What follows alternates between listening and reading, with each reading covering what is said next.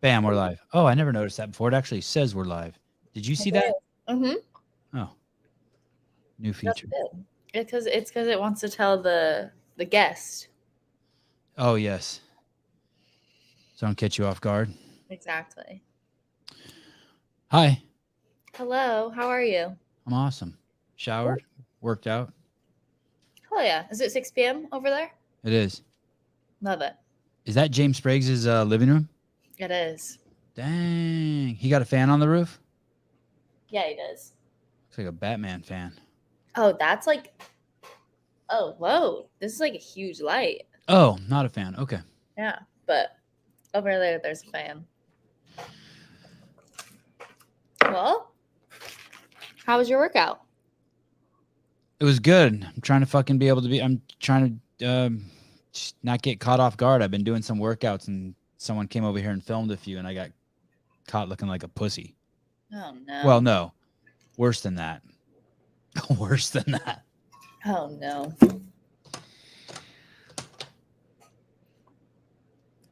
Cash, you with me?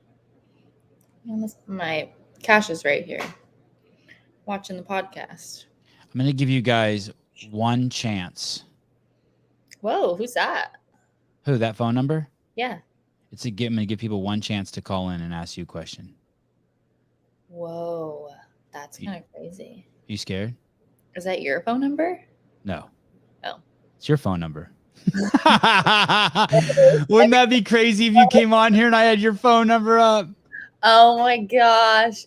Everybody start blasting. Yes, I agree. Pussy would be a compliment for me. I know. It would be. It would be. You're in Florida. I am. And you're in a honeymoon period. Yeah, I am kind of, huh? Isn't that a trip? Yeah, you're in a you switch camps and I'm guessing it's like a honeymoon period. Like everyone's on there. Oh, look, here we go. This is going to be easy. This is from Canada. Hi. You have a question for me or Danielle? For Danielle. Oh, fuck. Okay, go ahead.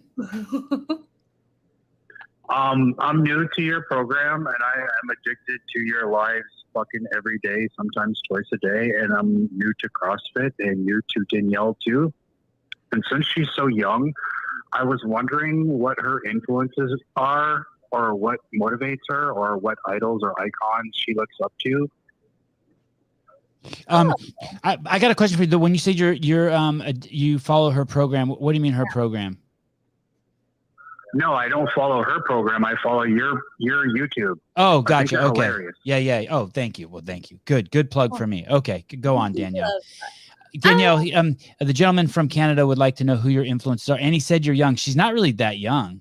Are you young? I wouldn't say I'm like young, but I'm not old. I'm like that awkward middle age.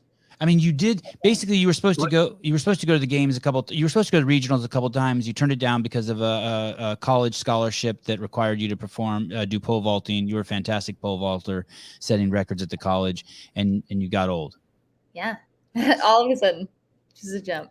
But your question, I feel like, it's weird. I honestly I feel like one of those athletes that grew up and didn't really have a ton of idols. Like, I don't think I really looked up to a lot of people in the sports that I was doing. When I was a gymnast, maybe more so, because I would watch the Olympics. But in track and field, I didn't really have any idols. And then in CrossFit, I mean, I was always so focused on track that I wasn't super invested, I feel like, in the CrossFit people. But maybe when I was younger, I would say Annie Thorisdottir. But now today, like, no. Like, wow. My idol. But yeah, but did you have a teacher to inspire you, or did you have parents, or did you have like a coach or something? Or yeah. Another thing, in high school I had really good. What goes through your mind to motivate you to like stoke the fire inside your heart and soul to just fucking kill everyone in your lifts and your events and stuff? I think it's not necessarily like this motivation that that I think most people think you find every day. Like every day, I think people think we wake up and we're like, oh, I'm so motivated. And it's more just like routine and habit that gets us through our day-to-day training. But honestly, right now, I feel like I'm going through a phase. What motivates me is to really just humble other people, to let other people talk and talk and talk. And I'll just shut them up with what I do. Caller, thank you. You the man. Good job. Good job. Good job. Good job. Good job. Love you guys. Good job. Love you too. He's gonna go for 3. I was impressed. So that I keep wanting to push the limits of the show. Do you know what I mean? Like, so I did live, and then now I'm like, oh, maybe what if I let some people actually talk to Danielle? I know, that's kind of crazy. Yeah, kind of scary. But I'm afraid someone's gonna do something crazy. Like you say something crazy. Like what? Yeah, I don't want to say it. Ready? Then I'll sound crazy if I tell you what I think they're crazy. I can't even think of what would be crazy. I'll tell you crazy. My wife went and got a cervical exam today. That's where like they look inside your pussy to see if you're okay. Yeah. Your vagina. And the fucking doctor asked her, do you work out? Whoa. It's like, dude. She has a fucking 6-pack with a giant ass, a skinny waist, a fucking vein that runs from her toe up her fucking body, up her fucking forehead. I mean, she looks like a fucking statue. Hey, what does anyone ever ask you if you work out? Oh yeah. I mean, this morning, like Tell 5 me. people at the dog park. Seriously? Yeah, in Naples, Florida. I mean, the average age range at the dog park was probably 45 to 60. And you brought it down. That means there was all 80-year-olds and you, which brings it down to like. And it's pretty funny, like me walking in with Cash, pink hair, tattoos. Usually I'm wearing like some shorts and a sports bra, or maybe like a cropped t-shirt. So they can see stuff. They're usually like, whoa. Like this older lady today was like, whoa, oh my gosh, your hair is so pink. She's like, oh.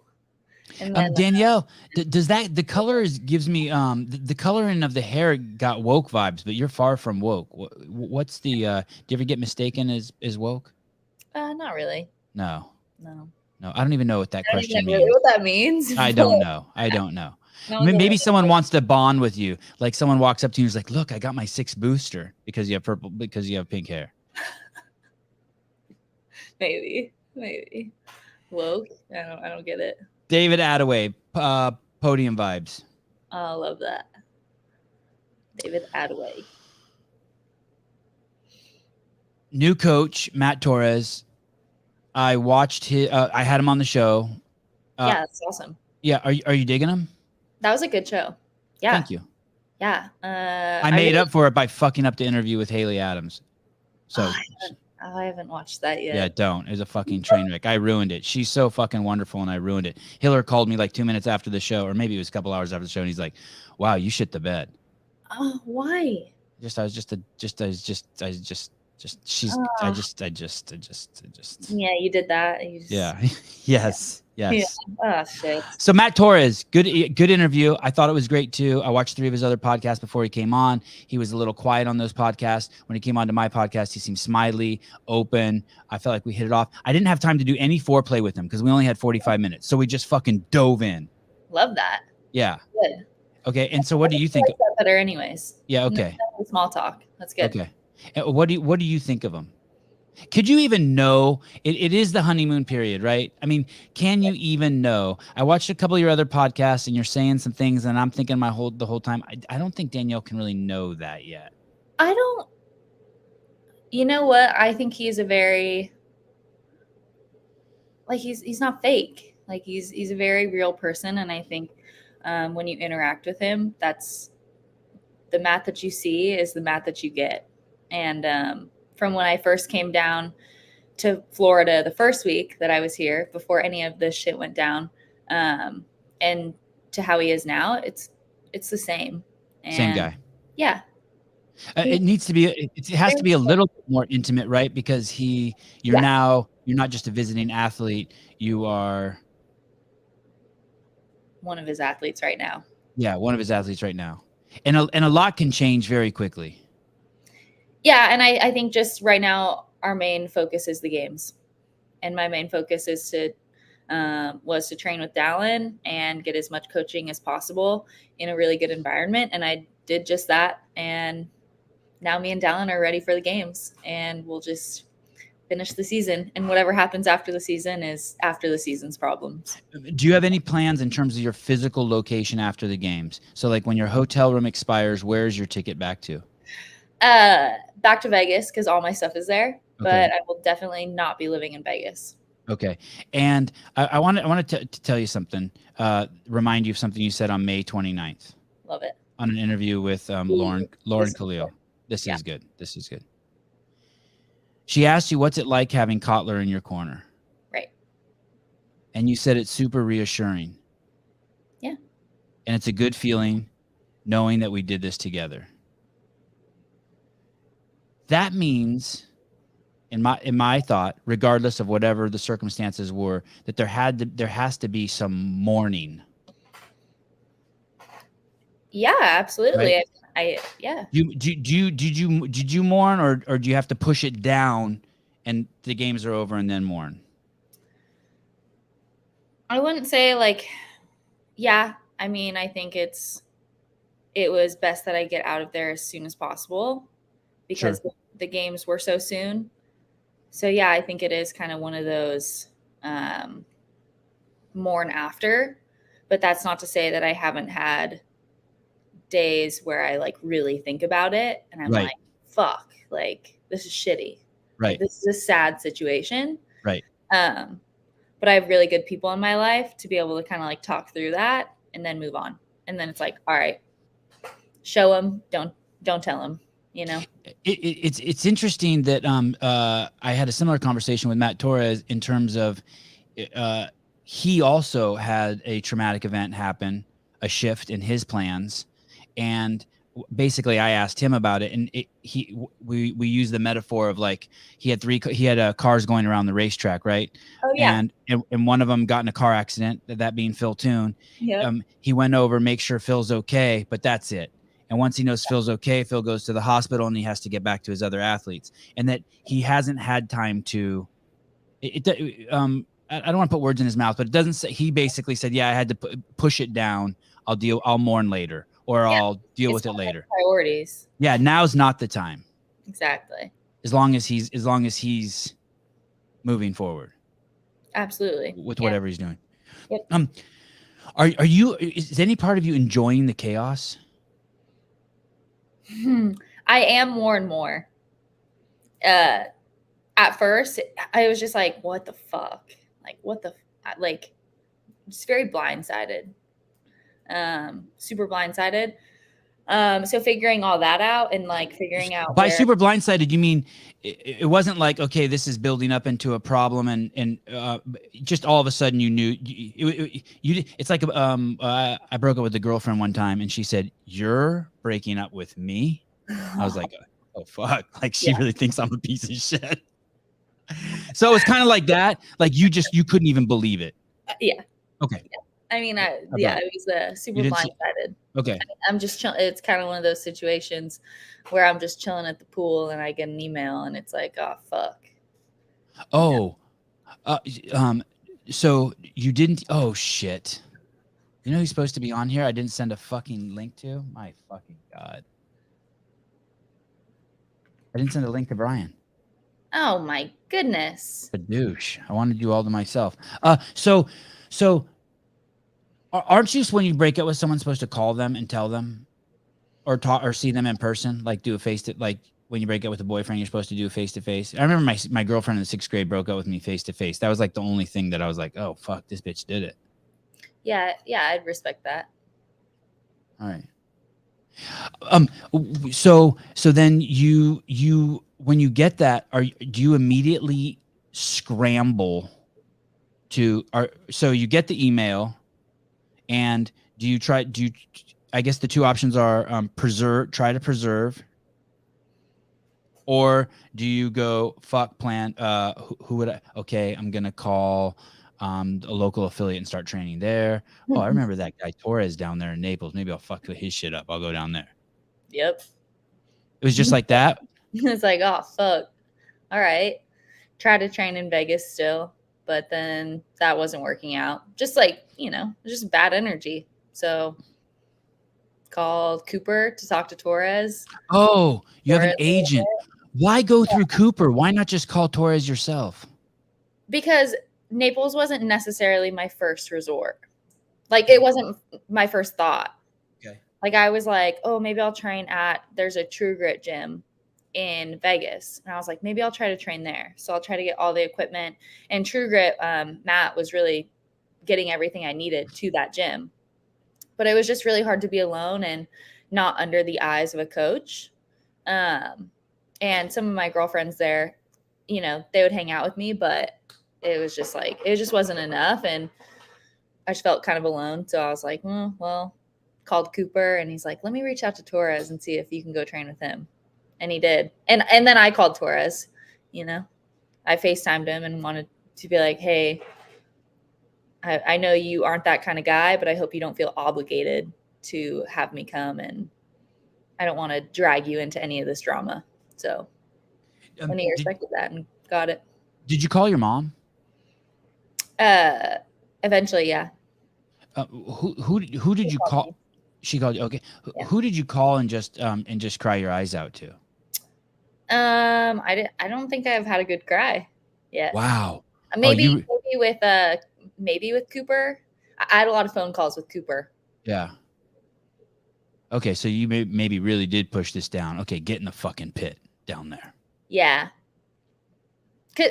You know why? Because I can walk away from like, it's really shitty and it's really sad to kind of be blindsided and by people you thought were your family.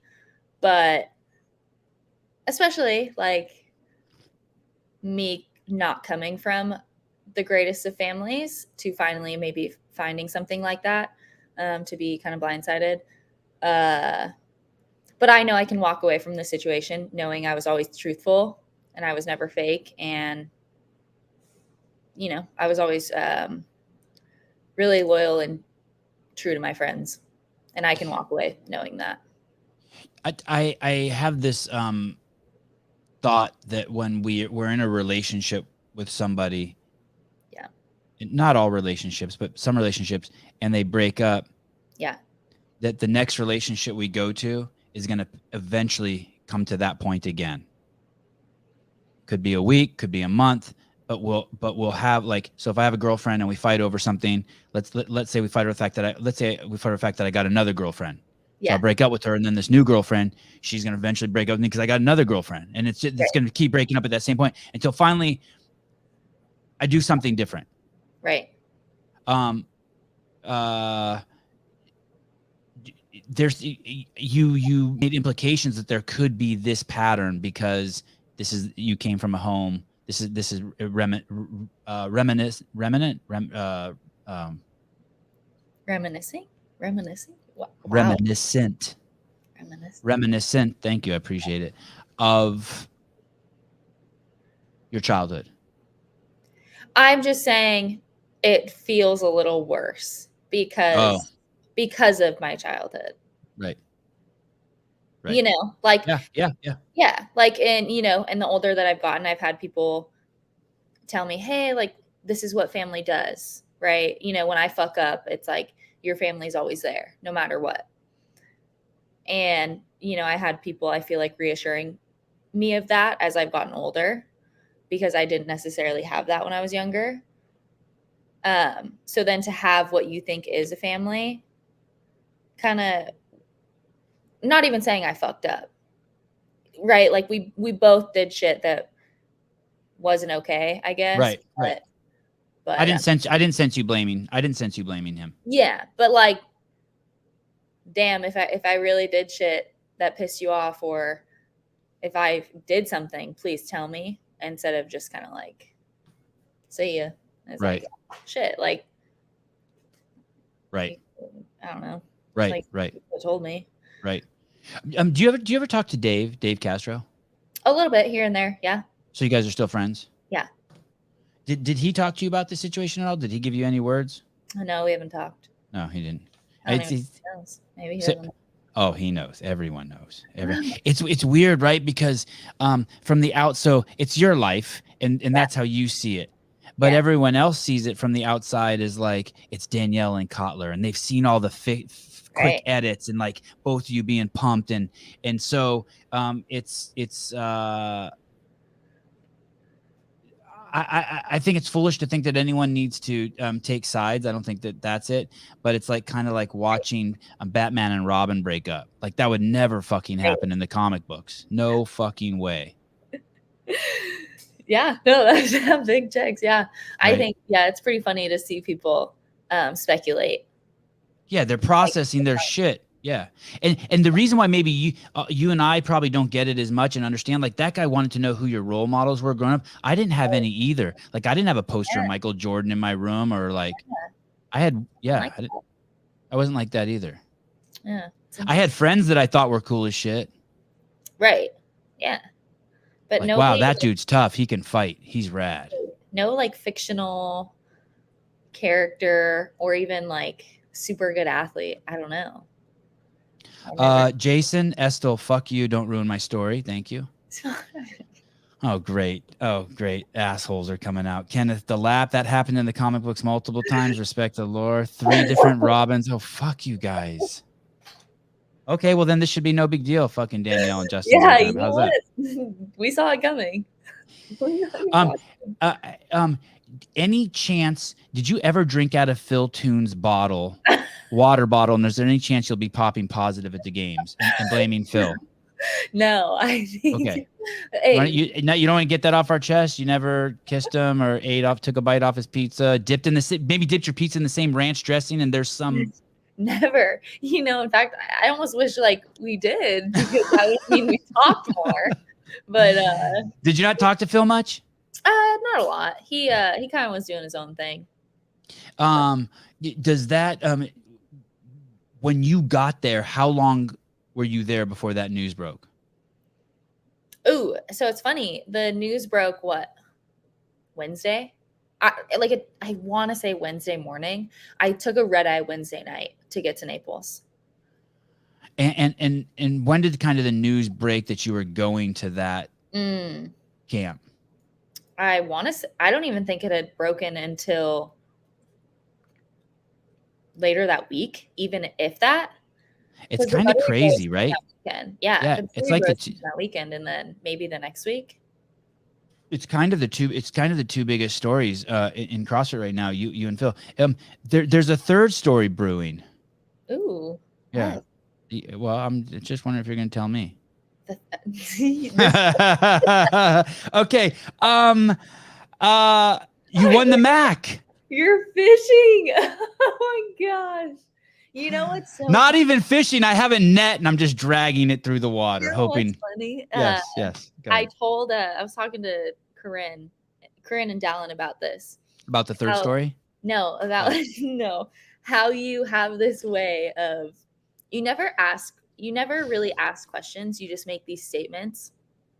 And like sometimes you'll just like throw out like a crazy statement like that, like, oh, there's a third story, in hopes that I like spill some shit, or that I'm like, oh fuck, how did you know that? And you're like, yes. I actually didn't know that. I just saying hey, I'm not. No. I'm not doing that. You do that. I'm hunting. I'm fishing specifically for bass. I'm telling you, it's not a. I'm gonna turn this phone off. You can't interrupt. I'm on a roll with Danielle right now. You guys had. So there's a third story brewing. Yeah. I'm not sure I understand. Oh, good. Did you hear Siri right there? Yeah, I did. How do I turn this phone off? Oh, here we go. The wrong gal. How did you? What did you? I heard you say that you wanted to train with Dallin, even before this had sort of come. What did you see? What did you see over there that made you want to train with him? And is it better? You have Justin and Ellie, you have Tia, and Matt, and you're starting to see this. There's probably other examples of Brian here he would share them with us. But was that what you were thinking? You trained with girls. Was that kind of just getting lucky for you that you would be able to train so well 2 girls, and you're like, hey, that was pushing my luck. Maybe I should try a dude. Yes, I mean exactly that. I was sharing. I was thinking about this earlier, why Dallin and I work so well. And, Carrie, Bethany, and I worked so well because we were all very, like, good individual people. You guys are so different. I mean, what it looks like from the outside, like really different. Very different. Very, very different. Yeah. Like you guys don't even, like you guys would never drive even close to the same car. What kind of car do you drive? A Volkswagen. Tail. And what's Bethany drive? A new, it's like a Jeep. And Carrie drives a Bronco. Okay. So they're okay. I love Carrie's car. Broncos are dope. She got a new Bronco? She did. Oh, I don't care for the new Broncos. Really? Yeah, no, I like the older ones. The old ones are cool, but I think they did something right on the new one. I just don't like the look of it. Okay. Too modern for you? Yeah. It's like soft. It's too soft. It's too soft. You're a G-Wagon guy. You like sharp angles. Do you like the G-Wagon, like the Mercedes with like all boxy and shit? I like the more boxy. Yeah. You're gangster. Yeah. You're born in the wrong I was. era. Hey, would you date one of the Diaz brothers? Oh, he has a girlfriend, right? The fighters, do they? I think so. I could see you dating one of those guys. The younger one, the vegan dude. I thought I saw that he had a girlfriend. That's funny. And who's the other fighter you always have on? Oh, I had Nicky Rod. Oh yeah, I was thinking of Nicky Rod too. Yeah, Nicky Rod. I could see God. I could see you. He has a Hunter was on my show. He thought that you and him should make kids. Hunter who? Hunter McIntyre. He was on the show? Been on the show a bunch of times, and he suggested. Really? Yeah, I think he has a girlfriend now though. Yeah, I met him in Vegas when he did his High Rocks race. Oh, you did? Yeah. Oh, you never mentioned that. Yeah, it was cool. I got to watch him do it. It was really cool. How did he do? He won.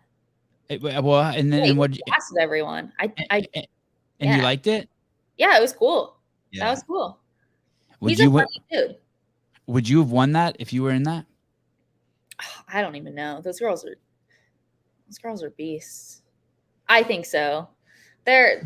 Hiller needs to be all over those wall balls because they're flat. Oh, is High Rock sloppy as shit? That's great. Balls are terrible. I needed that too because Hunter's always telling me how CrossFit's full of roids. I'm be like, well, at least we get depth in our squats. That's a good comeback. Okay. Absolutely. Okay. You should watch him do some burpee broad jumps. It's pretty hilarious. So Dallin, so you go to, oh, it's funny to watch them do it or Hunter in particular?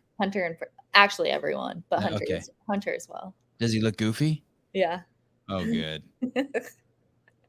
Yeah, it's pretty funny. Like a giant redheaded frog. It's really good. Are his legs too far apart? They have to stay in like a lane. Uh-huh. And they have to like literally do burpee broad jumps. And like they're dead. It's, I want to say, the 5th station. So they're absolutely dead. And it's pretty funny. It's really funny. Like I mean, it's watching new people do burpees. Yeah. And it's like that. And they have to do a jump at the end. Like a Herculean effort, but like they only jump like 2 feet. Yeah. Yes. Yeah, it's good. So you wanted to train with Dallin, and Yeah. And now just, I mean, like we said, you're in the honeymoon period, but now you've been training with them for 2 weeks. Yeah. Or a month. Almost, probably 3 weeks. And you like it? Week. I love it. I really love it. I mean, I think the only thing that'll change with time is I'm curious to see. I actually told Corinne today, I was like, I can't wait for the moment where Dallin snaps at me, where he gets like annoyed, where he gets annoyed with me like a sister. And what would that be around? Like you left your sweat on the rower, wrong music, you're talking too much, you're not talking enough. I think like if I just was shit talking him and he didn't like it and he didn't like what I had to say. So. Did you shit talk at the Mac? Not as much with Dallin because I didn't really talk to him much. But I mean the other girls. Focused. Nobody likes to talk. Nobody likes to talk back there. You never in the corral leaned over to like the girl next to you? Who was in the corral next to you? I had like Sydney next to me sometimes, Brooke. Sydney Mikulishin? Mm-hmm. Did you ever just lean over and be like, I'm sorry. I'm so sorry. Like, no. No. But I swear I would talk and it would just be silence. Like, give me an example of something you say, oh, this one's going to be fun. I mean, like, I can't think of anything specific, but, we'd just be chilling there for a while. We'd be like, damn, we have a long time, or make a joke. And like, everyone's just dead silent. And I'm like, maybe I'm not funny, or we're just really focused right now. Do you think they're just nervous as fuck? Yeah. And the way I calm my nerves is talking a lot and shit talking. Yeah, you need to be with the dudes. It's really hard to do with girls who don't shit talk about me. Hey, you got to shit talk Cara Saunders. She'll just come for me. Yeah, she will. She's a savage. But she's good though. She's a dude. Really? Oh man, like when you're at the games, man, she just hangs with the dudes. She can totally chop it up. She's fucking. You should say some nasty shit to her. I thought you were I thought you were tired. How'd you get in the country?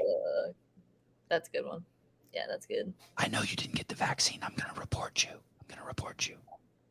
Yeah, she went off last year when she even thought she had COVID, and they were not going to let her be a part of the team meeting. I'm very curious how she got in the country. She's here. She's training. Is it hard right now, though? I think you need to be vaccinated, and I know she don't fuck with that shit. Really? Ooh.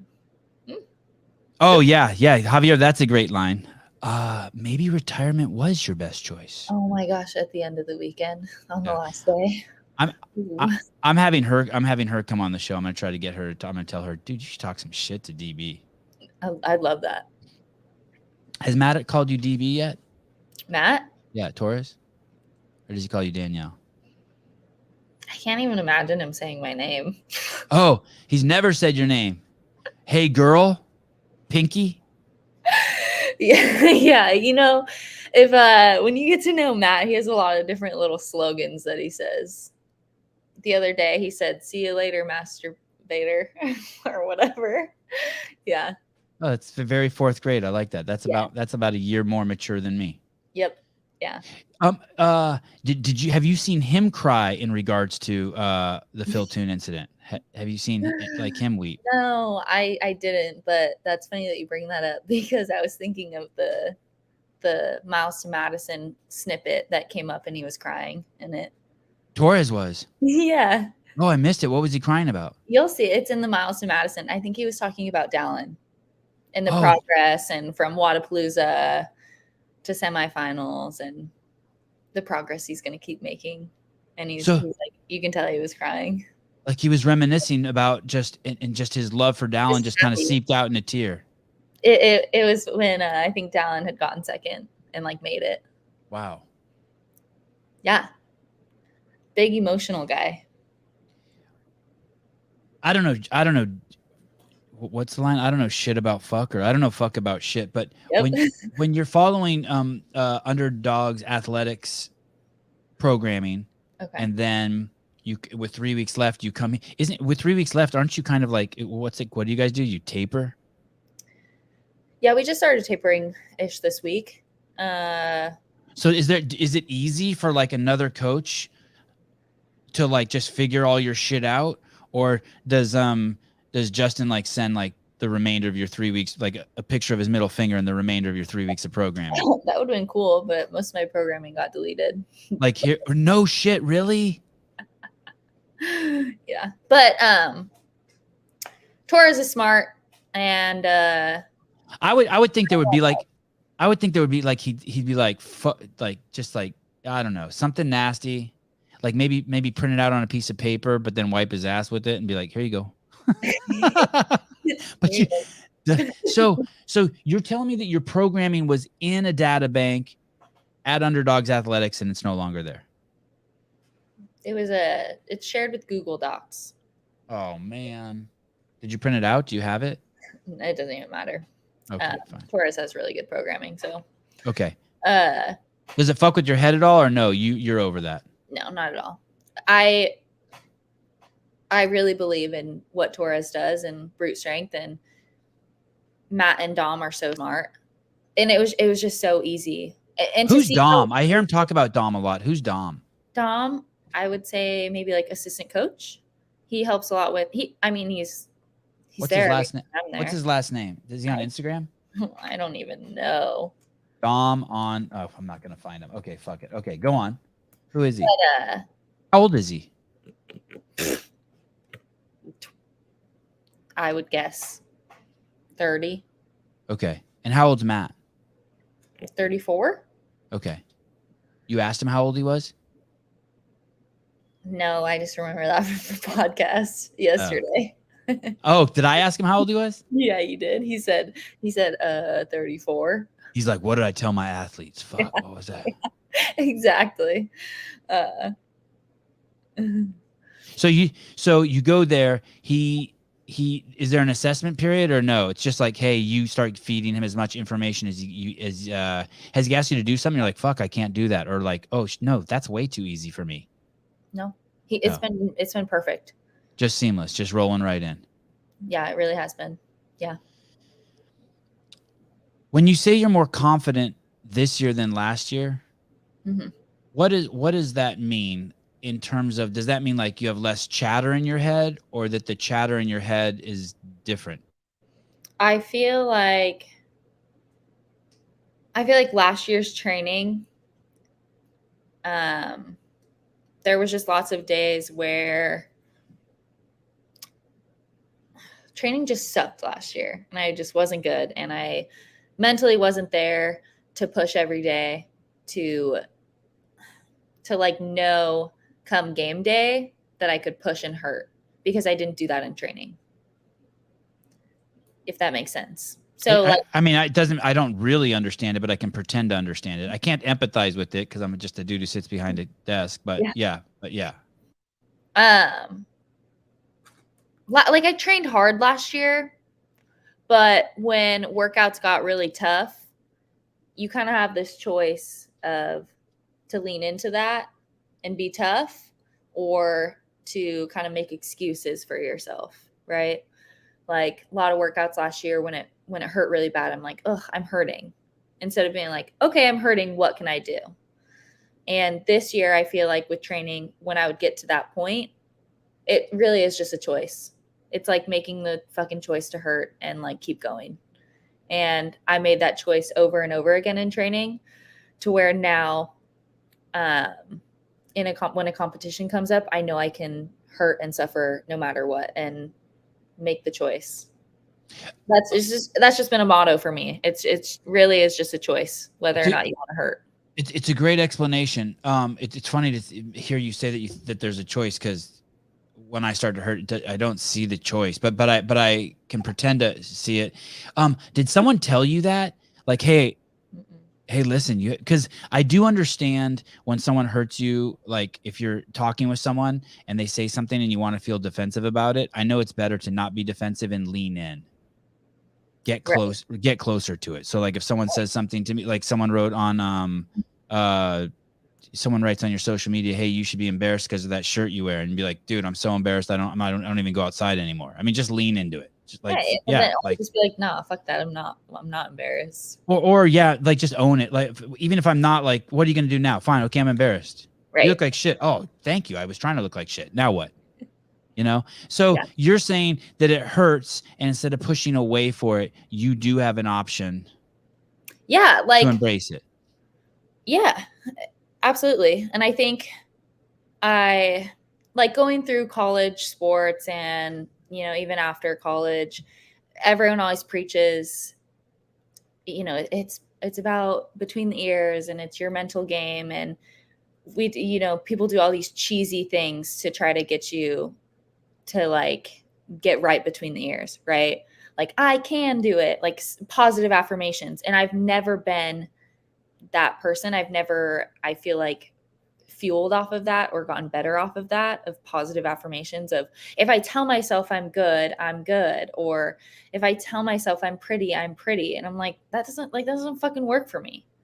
But then I feel like just this past year, I was like, why am I making all these excuses mid-workout, during workouts, of like why I can't do it? And I was kind of just like, everybody's feeling the same pain. Some people just make the choice to suffer through it. Like, they make the fucking choice to yeah, they hurt, but they make the choice to keep going. And I feel like I just needed to like let go of all these excuses and just start hurting because everyone is. So bear with me here. So it's less chatter and more just go into your body. Like leave the brain and go into the pain, go into the physical pain. Shift your awareness to like, okay, I'm going to give my attention. You want fucking attention? I'll give you attention. Yeah, please, let me push so hard that I fail. Wow. Because are you like, how many times do you almost like you're calling the bluff, almost like you're calling your brain's bluff. All right, motherfucker, you don't think I can go up this rope? I'm gonna go up anyway, and if you fall, right, yeah, please, I would love to train that hard to failure, because then you find those lines. It's always interesting in the gym too, right? Let's say you're doing 100 burpees for time and there's 10 left, and you're like, okay, there's 10 left, I'm gonna slow it down a little bit, but really you work so hard to get to that point to experiment with those last 10. Just experiment with them. Just because it took so much work to get there. Yeah. So just fucking hurt. All that work. Yeah. Someone's listening to this right now and they're going to have a heart attack tomorrow with their affiliate. They're going to push too hard. Ricardo Montalbán. I'm telling you, brother, PMI Premium Services, $20. You're too kind. Luis Lemos. Luis. Yeah, I like that. Choices and effort. Luis. That's the comment? Yeah, that's what it says.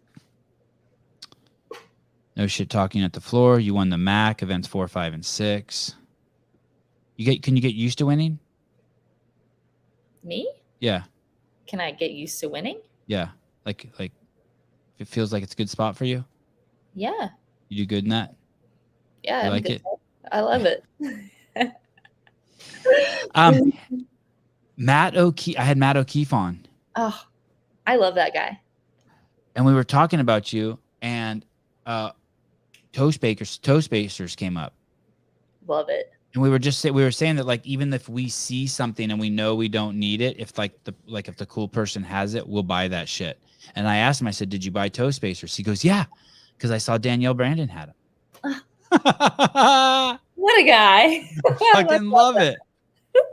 That's really good. That's good.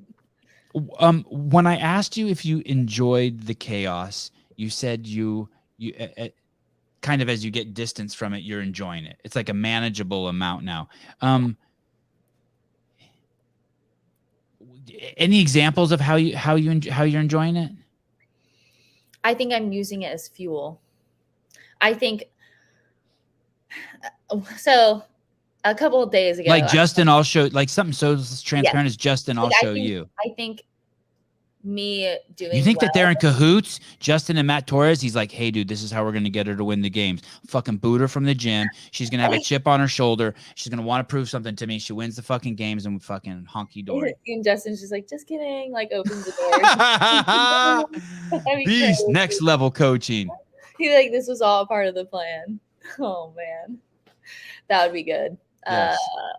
But no, it's just why not show them what they're missing out on, and maybe they were holding me back. Who knows? What about he's in the front row and you finish an event, you make eye contact with him, you think you go over and give a fist bump?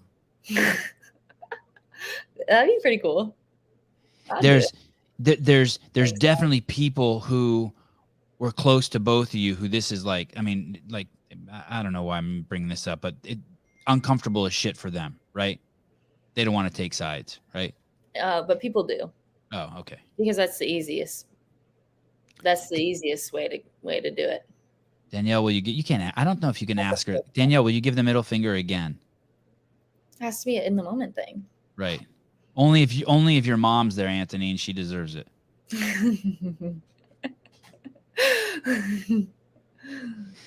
Those are the mom jokes. I love it. I appreciate you coming on. Hell yeah. I wanted to be I wanted the conversation to be something you would leave with without taking anything from you. I wanted it to be where you know what I mean? I didn't want you to I wanted you to be happy with the interview. I wanted all the athletes I talk to now, I want them to leave here being like, fuck yeah, good. Done. Check. Like, really? good. I kind of wanted to leave pissed. I just want you to piss me off, Sevan, so I never have to come on Yeah, your podcast give me again. some fuel.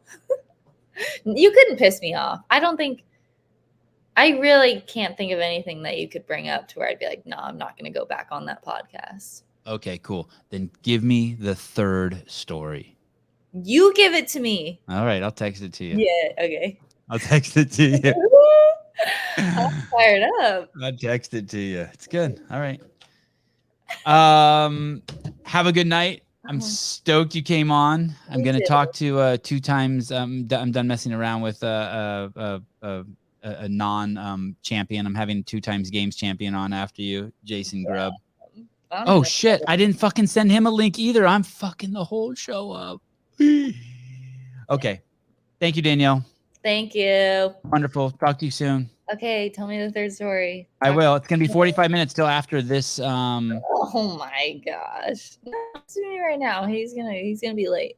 Okay. Do you want me to text it to you right now while you're on the? Okay. Yeah. Hold on. Yeah. Okay. And we'll get the live reaction. Okay. Ooh. Okay. You really don't know what it is?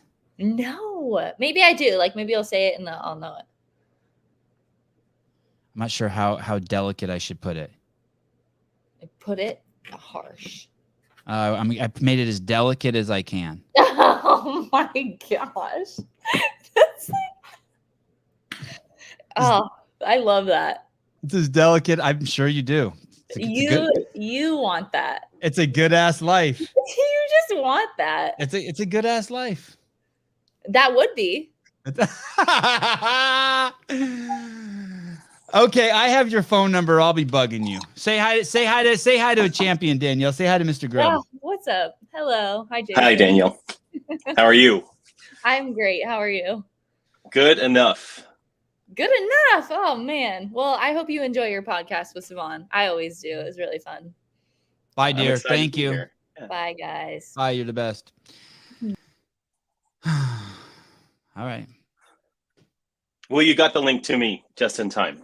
Oh man. Just in time. I forgot to send a link to Brian earlier, and then I forgot because normally I'm slipping. I got spoiled because I normally have lately Matt Souza's been making a lot of the shows in Caleb. Yeah. So you called into a show and I didn't know it was you. And I just started talking all this shit. Holy cow. I'm so sorry. That was awesome. It was fine. It was totally fine. Okay. It, good.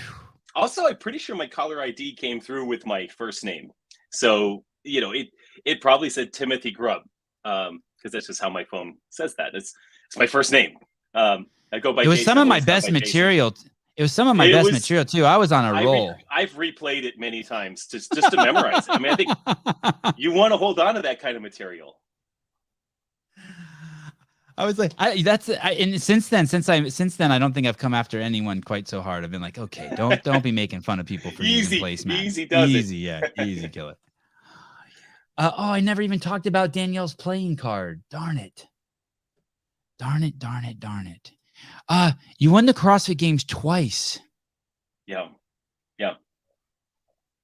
And what's a trip is this. So you're 48 now.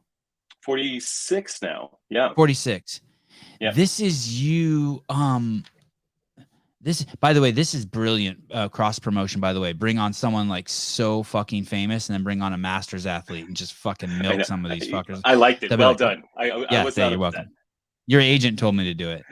Yeah, I know. I am gonna have to tip that guy, whoever that is. No agent. You don't have an agent. Not yet. 2 times CrossFit Games athlete, no agent. Games champion. Yeah, honestly, it's really interesting as the masters athlete. Like, I think the time is coming. I think we're coming up on the threshold of that kind of need. I've had a lot of things going on, which is really cool. A lot of offers coming in. I've sent text messages back and forth to Matt O'Keefe because he's the man to talk to about stuff like that. And I would love to see on those columns at the Coliseum, right? The noble athletes, like Justin Medeiros, Brooke Wells, Tia, or obviously, whoever, and a gray-haired dude or female up there would be really freaking cool. Really cool for the sport. So I have gray, so I qualify. But if it's not me, not as much as you, but I cut it all off. I just got a haircut. What am I gonna do? Yeah, I think if I did, look at. Yeah, it clears it up right there. Oh, look. Yeah, you look like you're 27, right there. Hi. Yeah. Hi. I don't want to catch COVID. Please stand back from your computer screen.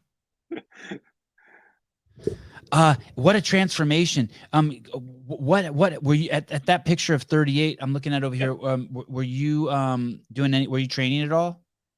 No, that's what my body looks like, and I train my ass off. Which means I'm not eating right. Right. I ate like shit, and I drank a ton of beer at the time, and I would run probably like 15 miles a week. I try to take 3-mile runs like 4 or 5 times a week to like not get fatter. And my biggest concern my entire life. Like this is 15 miles a week of running right here. Yeah. I see 4 or 5 days of a 3-4 mile run. Yeah. And it was basically to combat anxiety. Like just from life, and again try to offset like pizza and chips and beer, which were my favorite things. I still love those things, but I just don't really have them that much. Is your mom alive? She is. And do you have kids? I do. Yeah, 4 kids. Oh, I'm so glad. I had this shirt on, and it had the most risque. It's a shirt I've never worn. It had the most risque shit on it, and I went to, because I was having Danielle Brandon on. I thought it would be cool. and my wife's like, "What are you doing?" I'm like, "I'm changing my shirt." He goes, "Why?" I'm like, "I'm interviewing this dude, Jason Grubb, and I bet you like his mom might watch it or his kids, and I just don't want to screw it up. I'm already filthy enough." It's a really interesting thing. My older kids are 24 and 21, and they have their own lives. Like they're not tuning into our podcast right here. I don't know what. My 24-year-old daughter is married. My 20-year-old son just turned 21, so I don't know. He's probably having a beer. And my other 2 kids are 9 and 5. Wow. So they are on their iPads. So there's no shits given. So about what shirts you wear. And my mom may watch the replay. I could see that happening, but pretty sure you can't offend her. Wow. You sound like you're living a good life. Yeah. So what? No? Yeah. I mean, yeah, it's hard. It's a lot. Life is good, but like anyone's life, there's plenty of stress. There's always a lot of shit going on. So, taking a breath with all of that gets tricky. What's your day job? A lot of this, not this, but a lot of creating content and training guys online, doing online nutrition coaching. I owned a gym, a CrossFit gym I started CrossFit at that age 38. That was literally just a couple of months before I started CrossFit. And within a year, I opened my own gym because it was like, I love this. And opening a CrossFit gym can't be that hard. And it's terribly hard. Really, really hard. So I ran a gym or owned a gym for 4 years, sold the gym in 2019, and then just converted to taking care of dudes online, mostly dudes when I started, trying to help guys go from, thick to basically my picture at 38 to healthy people, healthy individuals. Then COVID happened, and it was great because I had an online sort of thing going on. So really it was helping a lot of guys in that space. And then since then I found an audience of aspiring masters competitive athletes really dig working with me. And I don't train anyone. I don't know how to create something better than CrossFit Mayhem or some other master's program. But I do a lot of nutrition coaching online. So it keeps me in a lot of dialogues like this throughout the day when I'm not training. What an amazing time to sell your gym, 2019. Good job. Thank God. Oh, I would never have made it through COVID. Like the anxiety of having to shut down a gym in that mess, like that would have done it. I don't know how how gym owners survived that. I mean, they did, but it was just was so disruptive, so incredibly disruptive. That no, it was. I was very grateful to not be in that space at that time. I don't know if I could have done it. So you're 38 years old, and tell me about your first CrossFit. And you're a runner, so you're not afraid to like get sweaty and hurt. Tell me about your first, like where CrossFit like pops into your brain and you get your first workout. Yeah, so my sister-in-law at the time, she would just tell me like all the time, like whenever we were hanging out, she'd say, Jason, you'd love CrossFit. And I'm like, I'm not into it. Like, I don't need a group class. I know what I'm doing. I don't need anyone to help me. And she's like, no, I think you'd like it. I'm like, no, I'm not going.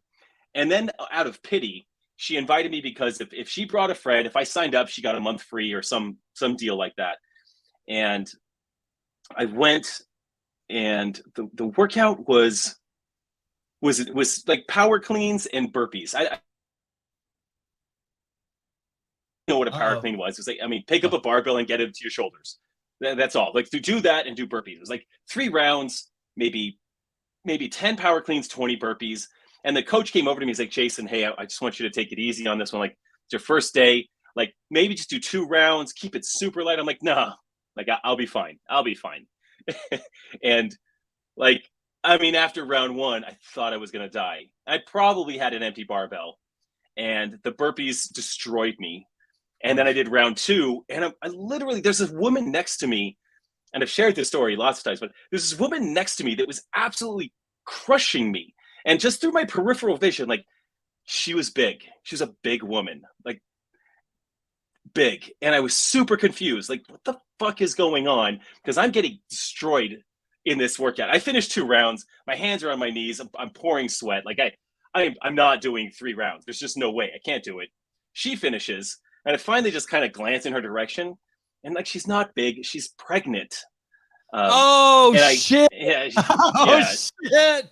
She's pregnant, and she was pregnant with twins.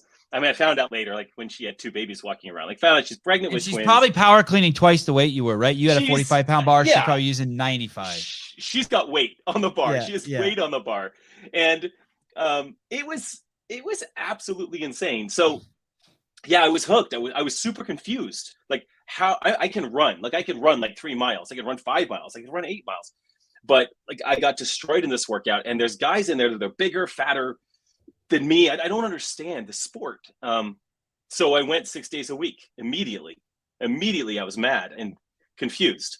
And then jumping in like head first. Like, I mean, I got hurt. Like 3 weeks in, like I was going ham on a rower. Like, just and smashed my rib, like tore some rib muscle or something.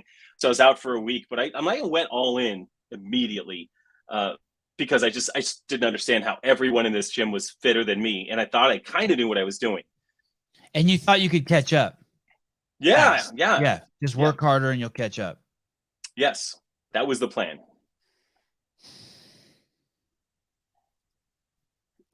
And look at this. Sorry to interrupt your interview. It's all good. There's some news. Yeah. Unfortunately, I will not be. This is from Royce. Royce Dunn. He was invited to be on the demo team. Unfortunately, I will not be making my way to Madison to participate on the demo team at this year's CrossFit Games. I'm unvaccinated for COVID-19, and currently there are no travel exemptions for non-U.S. citizens.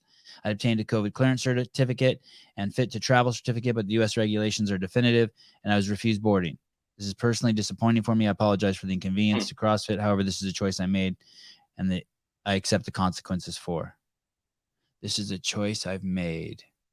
Isn't it weird that he didn't do anything, but I don't think he made the choice. So, wow. But I get it. I appreciate you taking some personal responsibility and accountability, but I still like. It's the other people that made the choice. It's like people used to ask me, why are you barefoot? It's like, motherfucker, you put shoes on. Why'd you put shoes on? There's no question for me. You put shoes on. I can't thank everyone enough for the love and support I've been blessed with this season. Truly greatest community.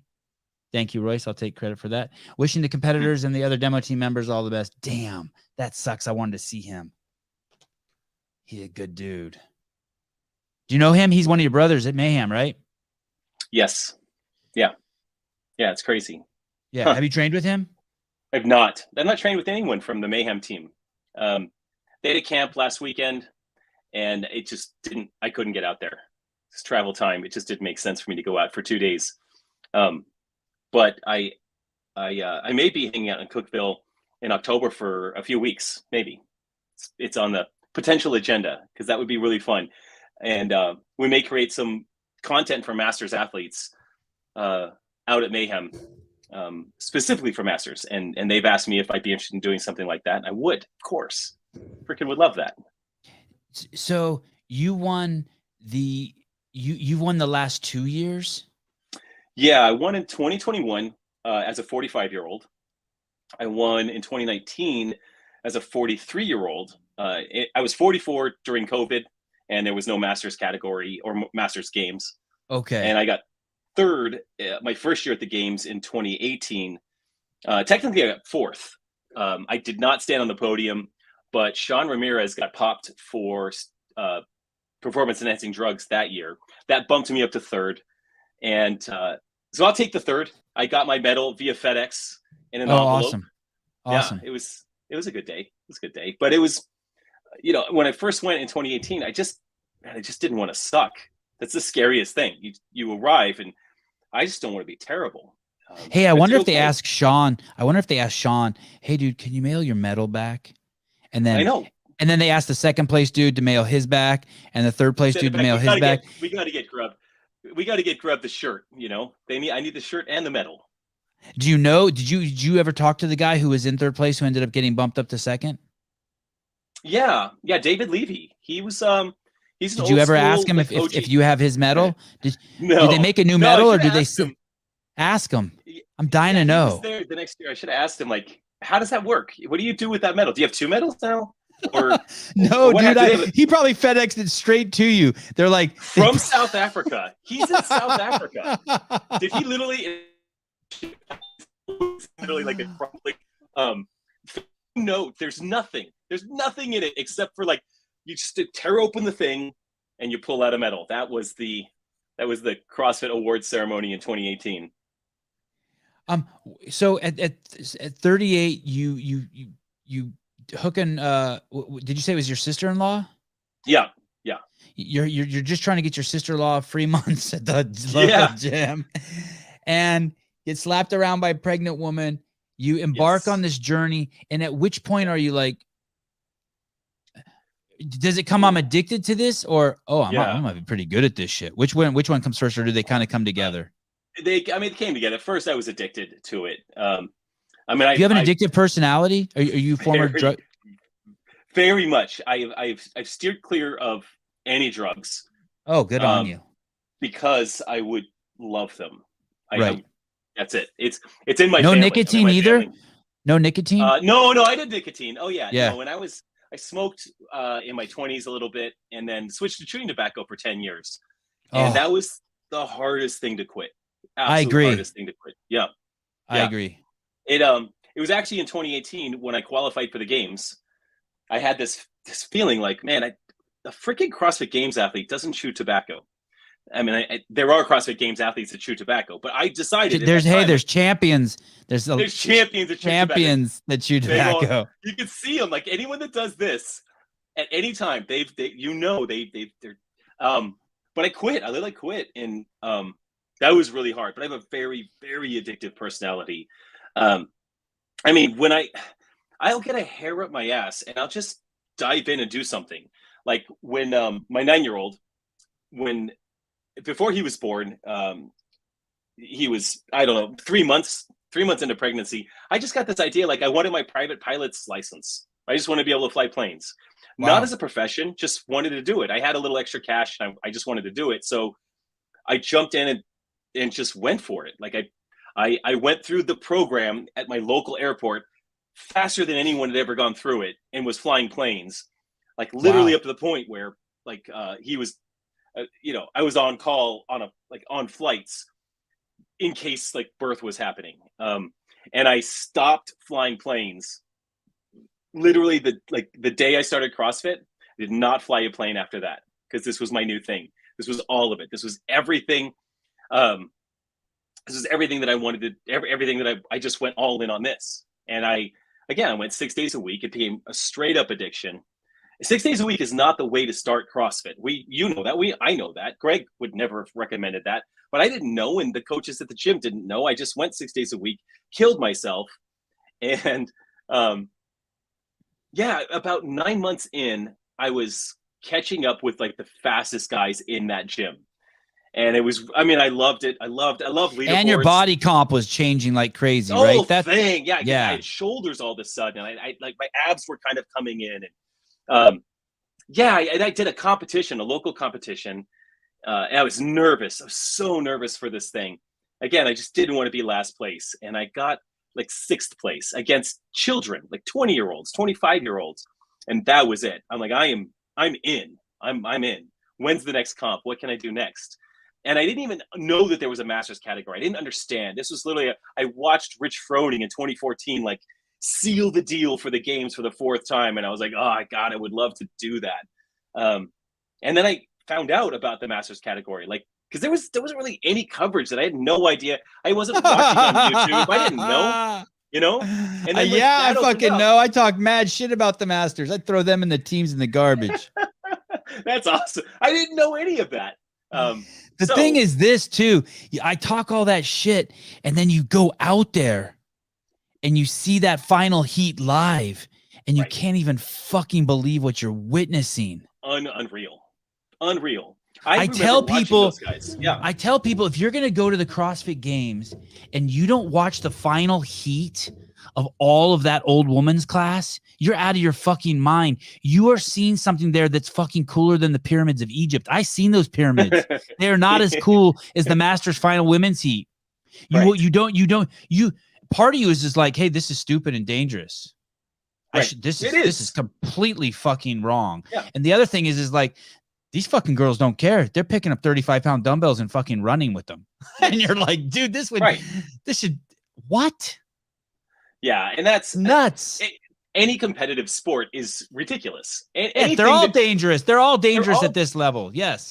They're all dangerous. Yes. We are walking on the edge. But imagine how safe CrossFit is at the highest level compared to like the BMX riding. Those fucking guys are maniacs. Right. You're never upside down 15 feet off the ground. We're not drowning doing triathlons. There's no one's drowning while we're doing a triathlon or having a heart attack. Maybe drinking some dirty water, but that's it. I mean, dude, don't be a pussy. Yeah. I mean, I've drank it. I've drank the dirty water. Been there. Scared to death.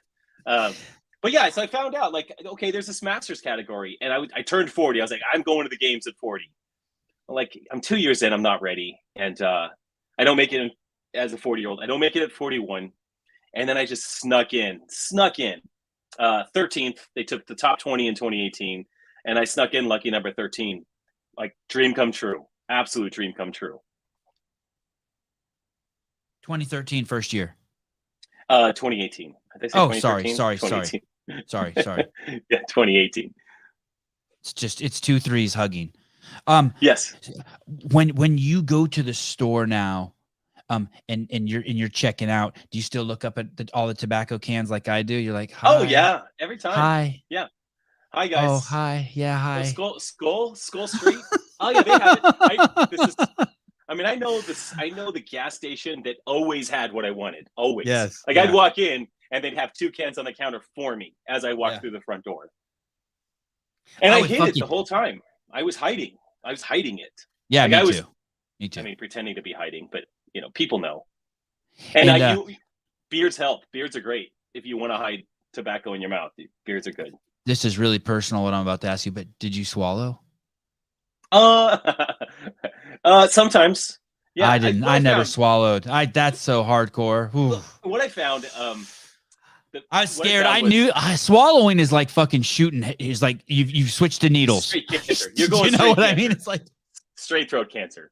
But what I found, like when I switched from Skull Straight, I'm like, I'm gonna quit, and I went to Skull Bandits, and went to the Bandits, and the Bandits don't really produce an overwhelming amount of fluid. So I just, those are the pouches versus the loose leaf. Yeah. And I gotta tell you, I don't have one right here. But when I quit, I was really struggling. Honestly, I was really struggling when I quit, and it took me months to like just not have the craving. But 6 months after I quit, I was ready to go back. I was this close to going back. And a buddy of mine was like, "Hey, have you heard of grinds?" Oh, I tried those. I GRINDS. couldn't do it. I tried those. Dude, I couldn't do it. He couldn't either. He didn't like them. So he gave me all of his cans of grinds, and I found the vanilla grinds, and that's an absolute lifesaver. I mean, it literally, when I get in the car for a long drive, it all kicks in. All the cravings kick in to throw a piece of tobacco in. Standard. Yeah. And I grab a can of grinds, and that's it. I mean, I took a grinds out before I started this because I want to be able to smile without like some little indent in my It's caffeinated pouches, right? Yeah, it's a little coffee pouch. That's all it is. It's a delicious little coffee pouch. Well, good on you. I could never do those. It was just like so dry. It is super like I bit into a dry. banana peel. I was like, Jesus. You probably got a good. I mean, it's just like tobacco. A good can of grinds. They're moist and amazing, and I love coffee. I mean, they are. They are moist. Yeah, they were super dry. You had a bad can. I mean, that's like a bad can of tobacco there too. So, and you can only order we're those. Triggering everyone who's watching who had a tobacco addiction. They're all just triggered to shit right now. They're all okay. jonesing. Let's switch to cocaine. That sounds good. What's the in that first year? Did you ever have any deadlift injuries from going so hard, pulling shit off the ground? You hurt your back? No, no Lucky. deadlift. Lucky because 2014 the Open had deadlifts and box jumps, and I mean, that was way early for me, very, very early. And I went ham on the deadlifts, but like 275 pounds. I remember that. At the time. I remember that there was criticism for that. Like, fuck, that's dangerous.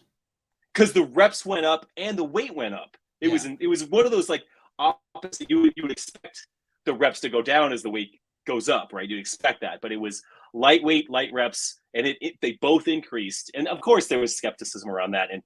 But I slowed down to 275. But I was also like, at that time, like 275 was badass. I was like, I am deadlifting. I'm repping 275. Singles. I'm killing these singles. I could pick a fat lady up if she falls down at Starbucks. I'll tell you what, I could deadlift this pregnant woman with twins so many times now. Yeah. So many. And her bar. If that bitch tries to beat me again, I'll lift her and her bar up. Yeah. Look out, lady. Look out. Because I'm deadlifting it. Like I couldn't believe people could even deadlift 315. Like it was the owner of the gym was this 50-year-old guy, and he was deadlifting 315, repping 315. I was like, I just couldn't believe it. It was unfathomable. It's still unreal. It is.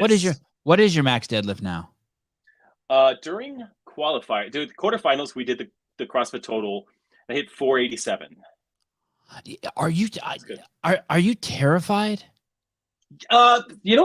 No, like deadlifting to me, I like deadlifts. I'm not scared in deadlifting. I'm scared of other heavy Olympic lifts. Those things make me more nervous because the dynamic bars in the air. If I'm just moving slowly, squats, deadlifts, presses, like if I can't move it, I can't move it. I'll just drop it. But if I get your snatch wrong, that shit gets scary to me. But that's just my own head getting in the way on those things. Did you take your level 1? Yep. And how many months had you been doing CrossFit since you took your level 1? I took my level 1 about 10 months into CrossFit. Do you remember who the trainers were there? Yeah. Dave Lipsum was there. And I don't remember anyone else. I flew to California to do it. And then my level 2, Pat Barber was my guy. During my level 2. I think I saw Pat Barber in the chat.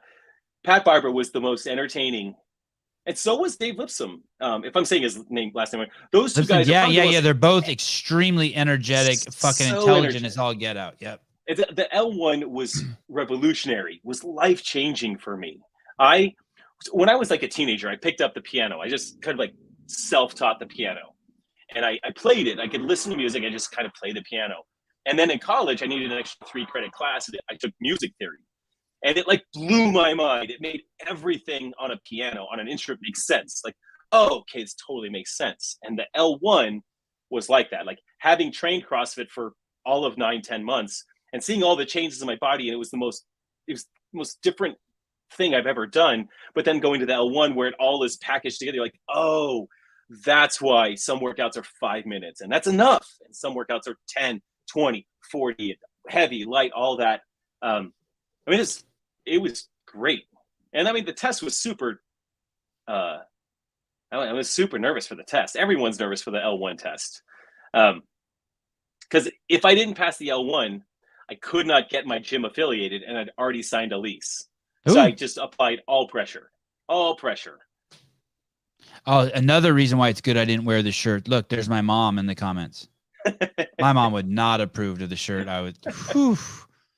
Whew. I want to see the shirt now. I'll send you a picture when we're done. Sounds good. I'll text you in. So going back to this deadlift thing in the L1. So what you're saying is that when you're in the position, if you go, like, you know how Greg would teach it in the L1 or Dave Lipson or Pat Barber would teach in the L1, when you lift the weight off the ground, if you lose form, you don't lift. I call bullshit. Yeah. I mean, you're a fucking animal. You 468, that you're just like, fuck you back. I'm doing this. Interestingly, during the CrossFit Total, you have 3 attempts, right? So I don't know what my first attempt was, like 450 or 460. And then I went 475. And 475 was rough. Like, I almost stopped because it was not a good lift, but it was a test. I mean, that's a test. In a class or in training, I can drop a bar. Like, I'm okay with that. I can drop a bar. If it doesn't feel right, if I'm not lifting it right, but in qualification, in a test, I'm going to ride the line. I'm going to run the risk of injury. And then the 47 was easy. Like, something happened. I was off balance on the 475. The 487 was great. I left some on the table, you know? What do you think the starting CrossFit at 38 years old and being 46, how do you think it's affected you in your perception of the unknown? And your perception of stillness and focus and that comes through oxygen deprivation? I think that's what I'm trying to ask. When you go to the pain cave or you're done and and another example would be there's athletes who let their brains talk to them versus talking you talk to yourself, that you start to build like awareness of awareness. Maybe that's what I'm trying to say. I mean, it's interesting because I have learned with CrossFit how to suffer physically more than anything that I could have ever imagined, ever pushed myself, ever. And it is like drowning. You talk about that, like with lack of oxygen. I mean, there's moments in effort where it feels like drowning. You collapse to the ground, and it hasn't even hit yet. It's like finishing the workout grace. It's really, really tough, but it doesn't hit you for like 10 seconds, and then it punches you in the face, and you just can't breathe. You can't catch up. I have a therapist, and she's helping me understand this idea of the calmness that comes when you're just about to go to battle, to go to war. And in a workout, I mean, this is all on the battlefield, on the competition floor. And she's like, can you think of this? Can you think of an image in your head? What is this? What can you think of just as you enter that spot where you're just about to go to battle, and everything just calms down, the whole world just shuts off, and it's just you and quietness. And then the sound. I mean, at the CrossFit Games, it's such a distinct sound. That go button that Adrian Bosman pushes. Whoever pushes that button, that beep, and you go. There's an absolute silence before it. It's like nothing else. And there's a picture of me at the 2019 Games. I've got my hand on one of the chess pieces, just getting ready to complete one of the events. It was the first event I ever won at the Games. I knew I was going to win. I just knew it was my event. And there was just this weird calmness just before the event starts. And I have a picture of myself in that moment. Like, everything is just calm. Everything is so calm. And then I suffered greatly, unbelievable amounts of suffering. And I think, I mean, CrossFit, I haven't translated this into my personal life as much, as probably as much as I should, but I physically, I cannot believe what I'm able to accomplish at the end of everything. I feel like I even have another gear. Like a guy I've been training with the past couple of weeks was telling me about this MMA fighter that he's in the middle of this fight and they were maybe going to pull him, or he's a boxer, I can't remember, but he literally looked at his opponent in the corner from across the ring, and you could see him mouth the words, "I'm ready to die," and it gives me like chills. Yeah, I think it was Israel Adesanya may have said it. He's the current 185 champ. Yeah, just watching that, it's I'm willing to die, or I'm ready to die, and that's almost the feeling that that I've gained from CrossFit. That if I die, I die. I am willing to die in this, mostly in competition, training sessions sometimes, but mostly in that form of I'm competing with other human beings, other men, and this is something. It's the most special thing on the planet to be out competing in that world. And I think CrossFit in general, even in that community, the community environment of selling your soul amongst others in the gym is magical. And that was super transformational for me. I wouldn't be doing this sport without probably that dopamine hit that comes from battling among others in that sense. I'm not sure if I'm answering the question well, but those it's a weird thing it's a weird thing to talk about. Well, it's an awesome thing to talk about, but it's weird to put your finger on something so abstract. Danielle explained sort of maybe that gear like this. I really like the way she said it. I was asking her, I said, "You're saying you're more confident this year than you were last year. Can you explain to me, does that mean less chatter or different chatter in your brain?"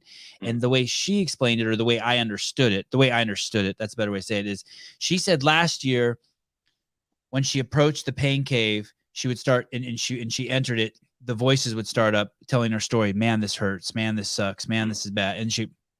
And this year, she leans into the pain and doesn't go into the chatter, but goes into the body and kind of and kind of leans in and I don't want to say embraces. That makes it sound like it's still nice. It's not nice, but she experiences the pain instead of experiencing the chatter. Yeah. Yeah, I get that, and I don't. I almost feel like there's a separation that happens. Tell me. That's what I'm curious about. Yeah, tell me. Yes. Yeah, it's like it's this. My brain is having this whole dialogue. It's a very calm dialogue versus my body. And basically what I'm hoping is that they're in line. You're always gambling in competition. You're gambling on the verge of failure, right? I think about the last event for Masters last year was a wall walk thruster workout. 10, 8, 6, 4, 2 wall walks and 165-pound thrusters, which is plenty heavy for us, plenty heavy. I just remember having a strategy going in and thinking, like, I'm going to win this event. Like, I have to win this event. I'm ahead right now, but I need to be way ahead. I just didn't make sure I win this event. And literally, there's this calmness in my head, a Zen calmness, as I do 10 wall walks. I walked with the barbell to do the thrusters. And I think, man, I might do 6 and 4. That's kind of my plan. But the guy that was right next to me was in second place, and I needed to make sure that I beat him. And I'm like, I'm just going to see what Mike does. If he drops at 6, I'll drop at 6. But I got there just before him. And so as I finished my 6th rep, I come down and he drops his bar, but I'm already into the 7th rep. I'm like, well, I'll just do 10. I mean, this is a very calm chess move in my head. I'm just going to go ahead and do 10 of these. As I'm walking back to the wall walks, I'm just thinking to myself in my head, I hope I didn't just make a huge mistake, right? I hope I can still do thrusters after this. And my body's communicating like, oh, we're a little bit tired, but not too bad. I think we're going to be okay. But my brain is literally just like, okay, this is the plan next. It's a very methodical, calm approach. I'm breathing furiously after those thrusters. But the wall walks are wall walks and thrusters are thrusters. And I just pace myself through that. And then all of a sudden something happens when I'm on my set of 4. So it's 10, 8, 6, 4, 2. At 4, I look to my right and my left, and I'm all by myself. And that's when I enter this phase of like, fuck yeah, this is it. I did it. We're good. I did it. I'm good. Just busted. Like, it's literally like, it's as if I'm fresh in the workout. There's no effort whatsoever. God, what in is those that? 4 thrusters. There's nothing. I'm you just feel yourself going sky high. Yeah, that's it. That's it. Like 2 thrusters. I wish the last set was like 20 thrusters. Like, it doesn't matter if it was 2 or 15. Like, I won, and this is it. I do my 2, and I just jog across the line. I remember when Matt Frazier won his first CrossFit Games. I think it was the Fibonacci final. I think that was the first time he won, and like, he had to get through the minimum work requirement in order to be the champion, right? And he got to that minimum work requirement. I remember him smiling. Was that the way you had to carry the kettlebells or something? Yeah. Yeah, and he's like looking around at the crowd. Yeah. He's like, I freaking did it. And I remember thinking that even when I won last year, I was thinking that during this last workout, like, this is what that feels like. Okay, when you know, like, that's it.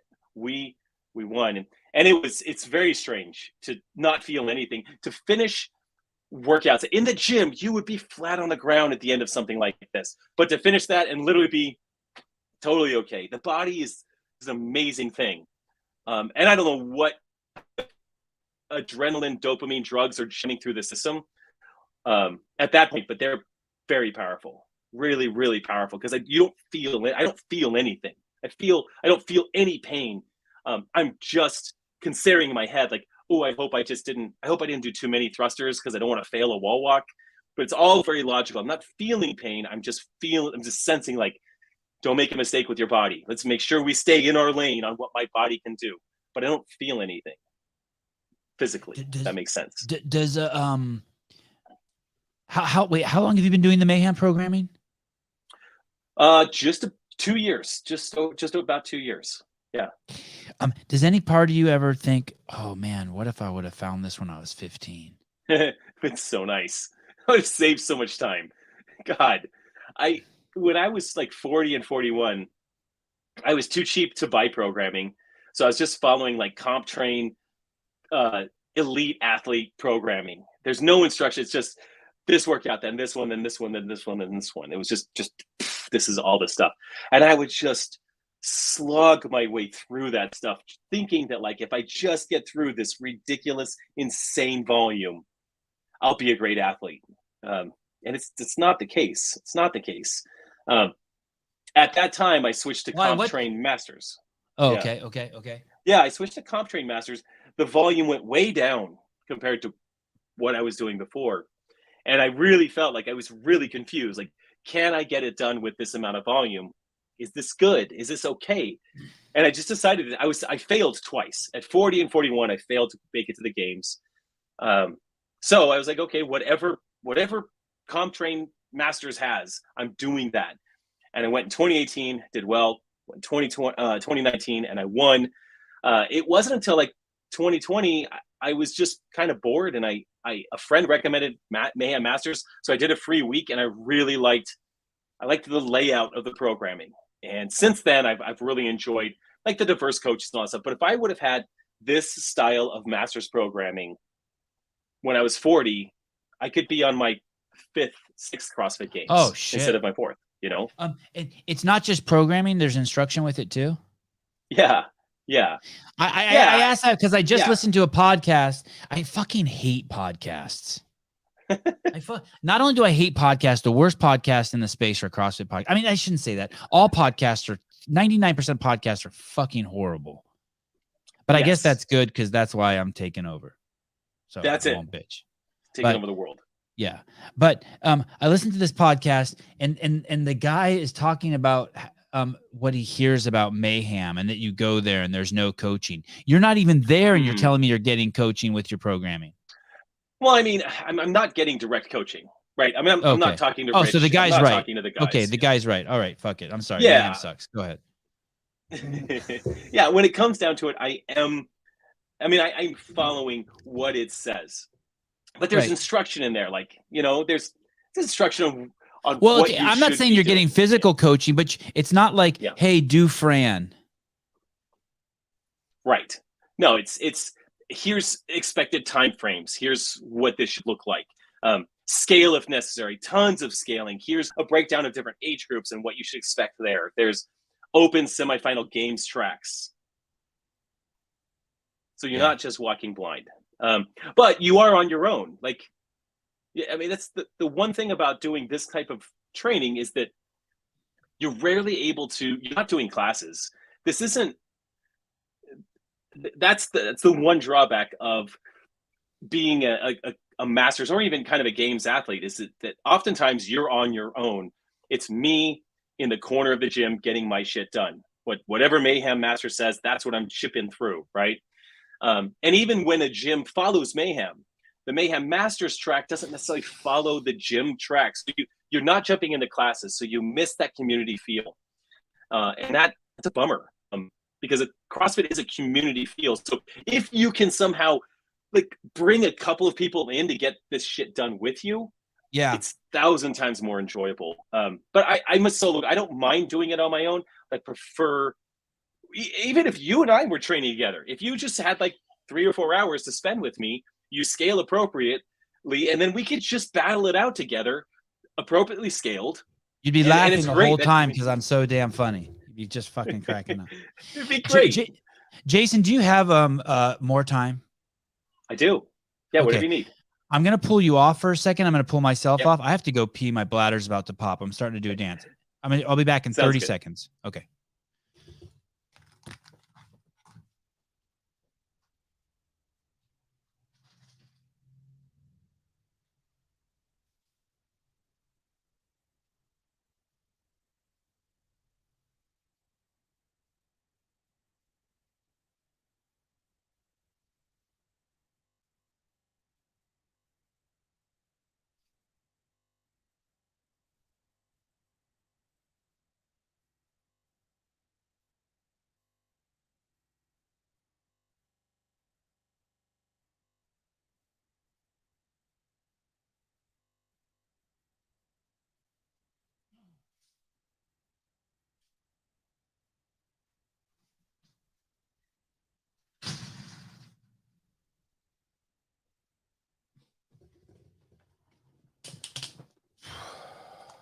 Oh, I'm a new man. I did the same thing. Oh, no good. problem. Good on you. Yeah. I was like, that's a good call. Oh, good. Oh, good. Oh, I'm a new man. Where's Brian when we need him? That's good. I agree. But the guest took a leak too. Okay. You're 48 and there's a threshold for people. I don't know when it is, but we start waning in our ability, and the waning becomes, I think, more significant and faster as we get older. Just like there's a sweet spot where it's like growing the fastest. I don't know when it is, between 10 and 20, and then there's a spot where it's just like, fuck, you're in decline. You're lucky you're alive. So the way the masters work, and I think I saw some studies on this that Brian Friend and shared with me, that basically the people who win the masters are the youngest people in it. Like, it's the if you're in the 35 to 39, it's like the 35-year-olds win it in the 39. But then that becomes even more significant, right? Like in the 65 and over, there's no one 82 winning that shit. So you're approaching your category is the 45 to 49. Yes. So and I'm 46. Okay, and you're 46. Yeah. Okay. So I keep wanting to say you're 48. Okay. Yeah, it's still hard. Well, of course, yes. I see the 45-year-old. There's a 45-year-old that just came up, and I'm super concerned. That like he's going to be tough, really, really tough. And Spring Chicken. What's his name? Spring Chicken. His name's Vlad. Vlad, like as in Vladimir. Yeah, that's Vlad. Scary right there. That's scary. Yeah, right there. It's America versus Russia, but he's a great guy. I mean, he's a really, really good guy. I've seen him at lots of competitions, and I just don't understand how he's so good right now. But he won quarterfinals, won semifinals, and he's going to give me a hell of a push at the games. And we'll see what can happen next week. But no, you're right. It like at 47 next year, there's a new batch of guys that'll be 45, and it'll be really tough. My internally, my saving thought is that I was 42 when I first got to the games. I got third. I was 43 when I won in that age category. And if I can hang on and do some good things in the next couple of years, that'd be great. Now, like at 48, 49, I think that's going to be tough. I think you're right. I think we actually, the older I get, like 50, 51 will be prime, and then 52, 3, 4. I don't know. You know, there's a guy, Kevin Coaster. Is that how you say his last name? But he dominated 50, 51, 52, 53 years old at Wadapalooza. I think he's 55, but he competed as a 54-year-old because he wanted to compete down, and he won. Like, there's anomalies that, I mean, he's an anomaly. And I just want to keep trying. I want to try to prove all that wrong, but I do think there is some truth to that. Like the 35-year-olds are going to beat the 39-year-olds. The 40-year-olds beat the 44-year-olds. The 45-year-olds beat the 49-year-olds. But hopefully there's an anomaly here and there that can just fuck with the whole system. That's what I want to try to do. Any thought of maybe taking 49 off as a year to maybe nurture, get some significant healing in maybe, or is that a bad plan? Such a good question. No, it's a great plan. It's a great plan. It's very, I don't know. I don't know. Maybe. I don't know if I could do it. Right. I don't know if I could do it. I took a month off last year after the games. It's the longest month I've ever taken off from CrossFit.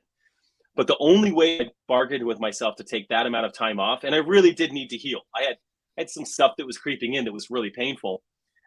Just sore, like tendonitis in both elbows. Literally a month off was like a miracle. Like my body was healed in a month. But I did switch into a half Ironman.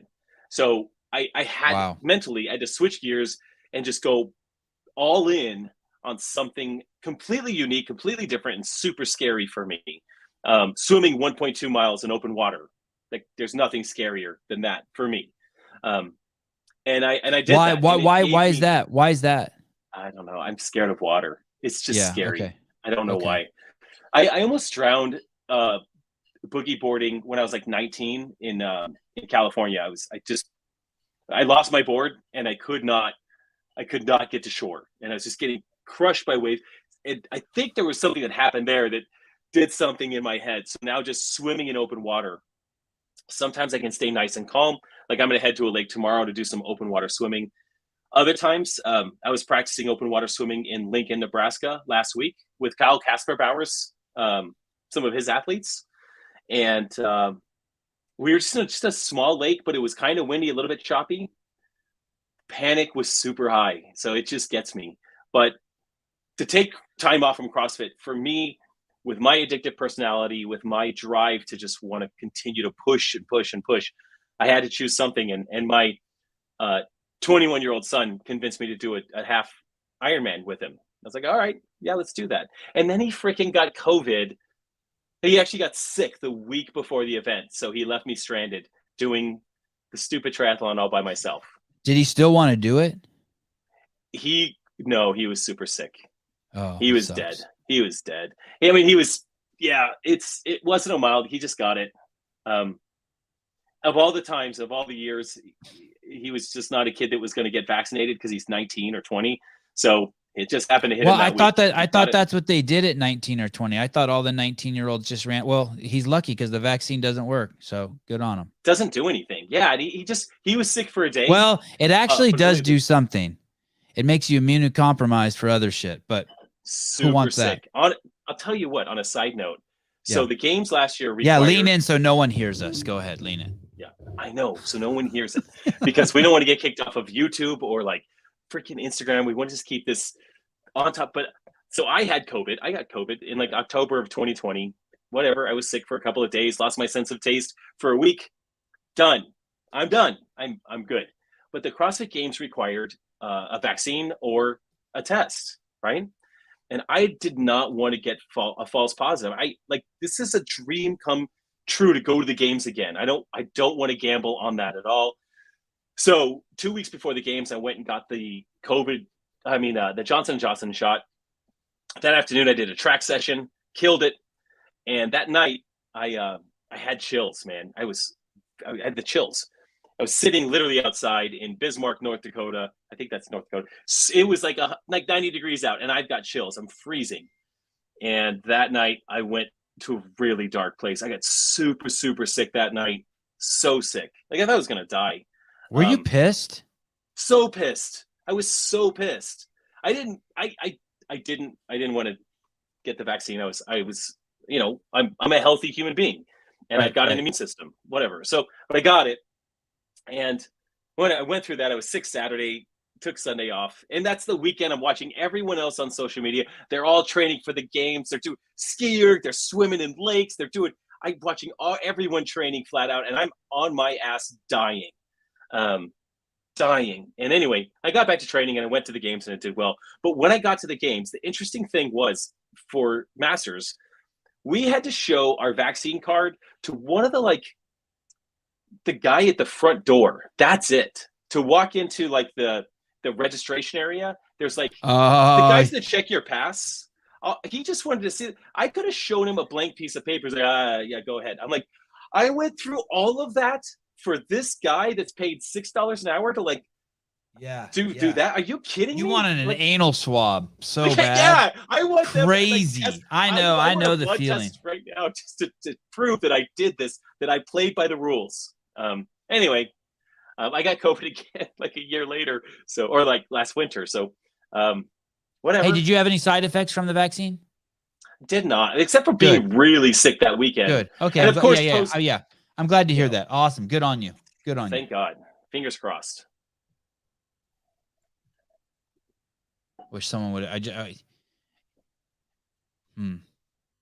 Thinking about which way to take this one. Why do you go? How long have you been seeing a therapist? I don't see one now, but I mean, on and off since I was 20. And what was was that your idea to go see a therapist? No, actually. So I got married pretty young. I got married when I was 20. I guess I was 21 or 22 when I started seeing a therapist. And I worked in a mailroom at Boston Market Global Headquarters, of all things. I worked in the mailroom.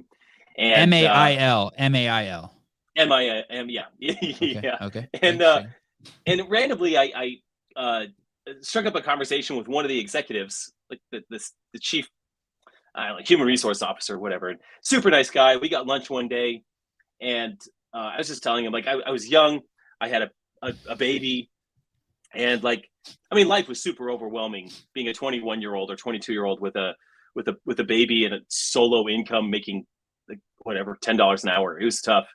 And he was like, I've been a therapist my whole life, and I've never worked with a therapist that I've liked, except for this one that I just started working with, like this past year.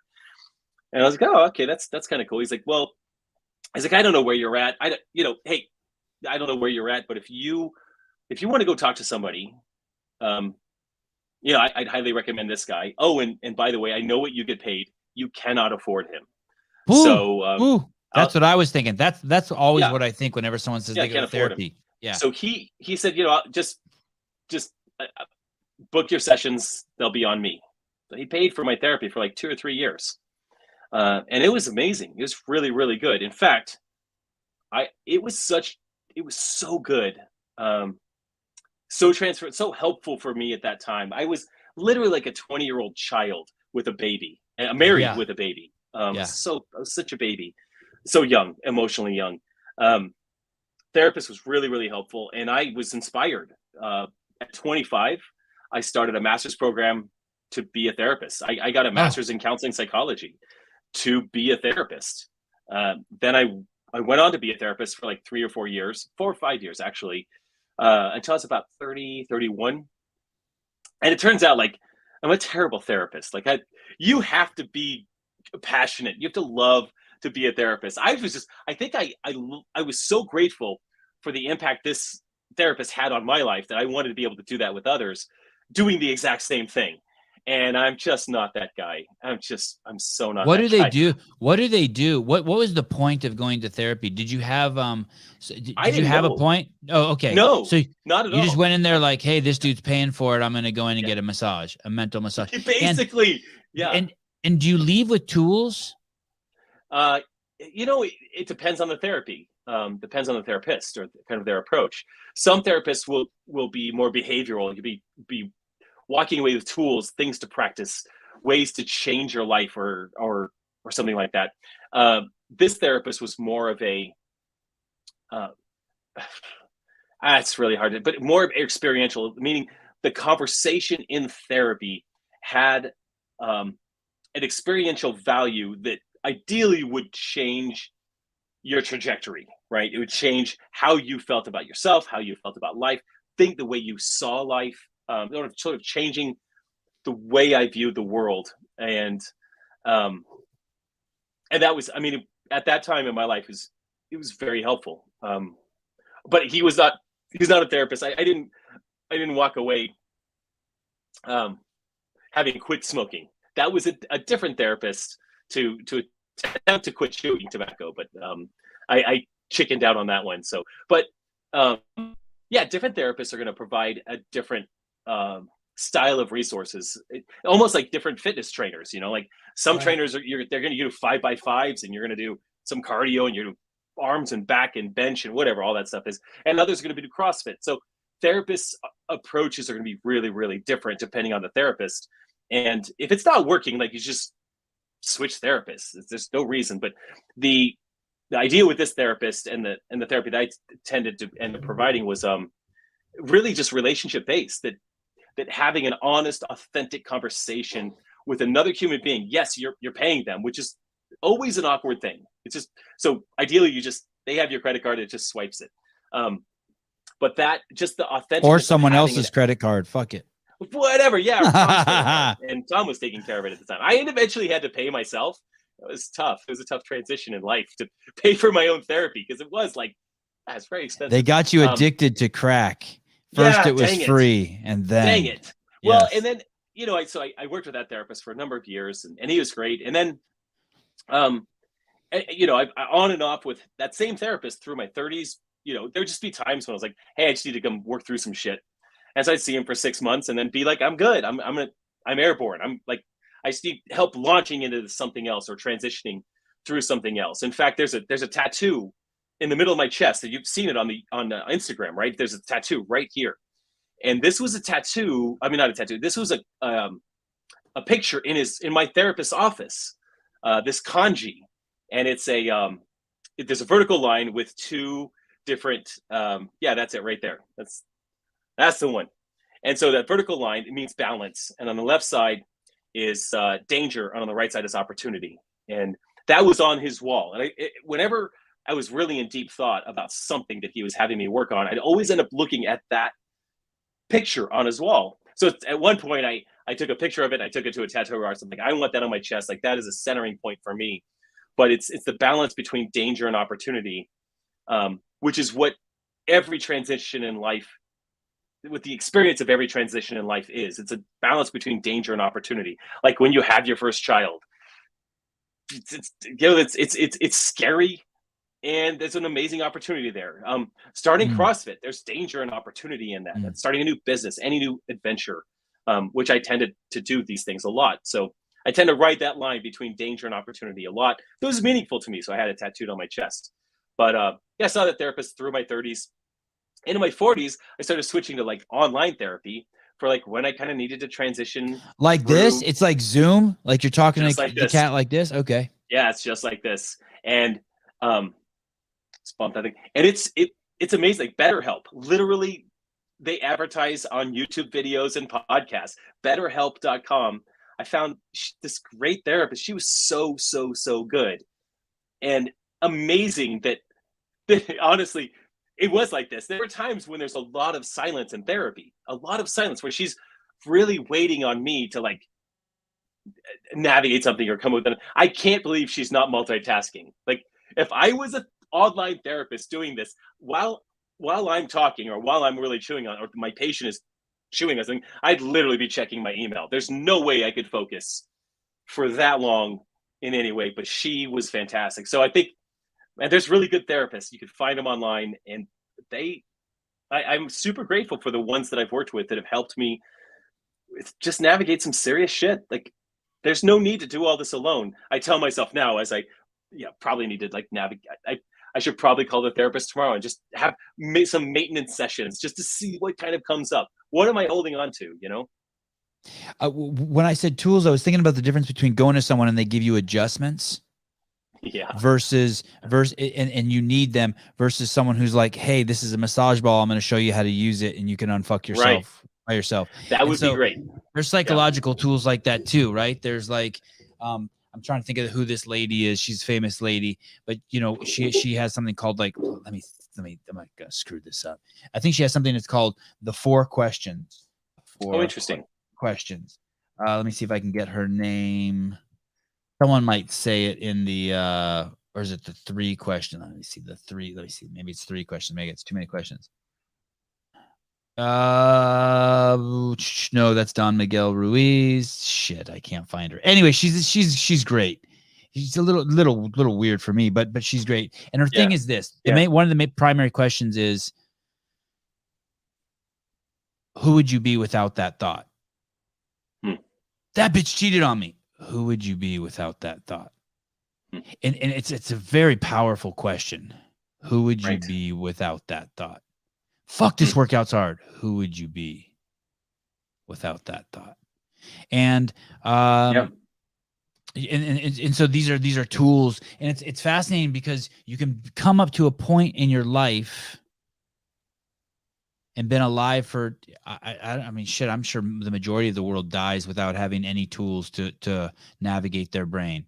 But you can tinker with that sucker hardcore.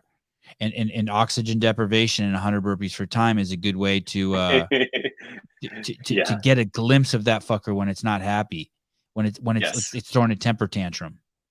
Yes. It's interesting that you say. I also think that you said something fascinating when you said about death. Like, okay, well, what could happen? I can die. And you know what? That is the precipice. That's the point that very few people are willing to fuck with. But right there is there is something there. There's very valuable. You know. Yeah. I'm it's willing like rock. to die. It's like rock bottom, but you're cheating by you're kind of cheating. Yes. CrossFit's like sloppy meditation. It's like it's cheating meditation. Thank God, because I can't do meditation that much, but I can breathe heavy by doing 150 burpees for time. Like, I'm fine with that. I love that. And afterwards I feel pretty damn good, you know? Really good. Yeah, you're cultivating awareness for sure. Yeah. You're for sure cultivating awareness. Is it nice winning, or is it a letdown? Is winning No, it's great. It is great. It is great. Yeah, it's not a letdown. It's you know, winning the first time it's interesting. Winning the first time felt a little bit like, did I get lucky? Right? Did the workouts all favor me and it just worked out? Did I get lucky? Were these guys injured? Yeah, blah, blah, blah. A little bit. Yeah. It first time felt illegitimate. I don't know if that's the right word, but it just felt like, okay, maybe I got lucky. Right? I get it. Second time was a relief. Because I'm not an imposter. I'm not. Yeah, exactly. I'm not a fraud. I'm not an imposter. Like, I am good at this. I'm good at one fucking thing in life, and it happens to be this thing. And I don't know why. I don't know why I can push myself harder. Because every single guy that's out there can push themselves to ridiculous lengths.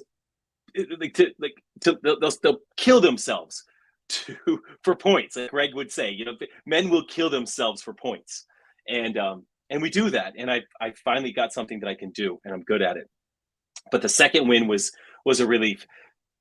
Now, this time going in, I feel all the pressure. I feel a year older. The competition's going to be really damn hard.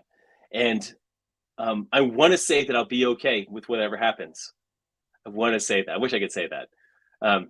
But winning becomes slightly addictive a little bit, you know. I won the games last year. Before that, I won the Legends Masters competition, which is a big Masters competition. I won the games, and I won Legends again this year. That I won Wadapalooza. Every one of them were like close battles, really, really close. So coming into the games, like, I kind of want to win. And I'll probably be okay if I stand on the podium. I don't know what I'll do if I don't. No, I mean, I'll be okay. I'll be okay. But it's there is definitely something about, like, it feels pretty damn good to be there. Like, I have pretty high expectations of myself, and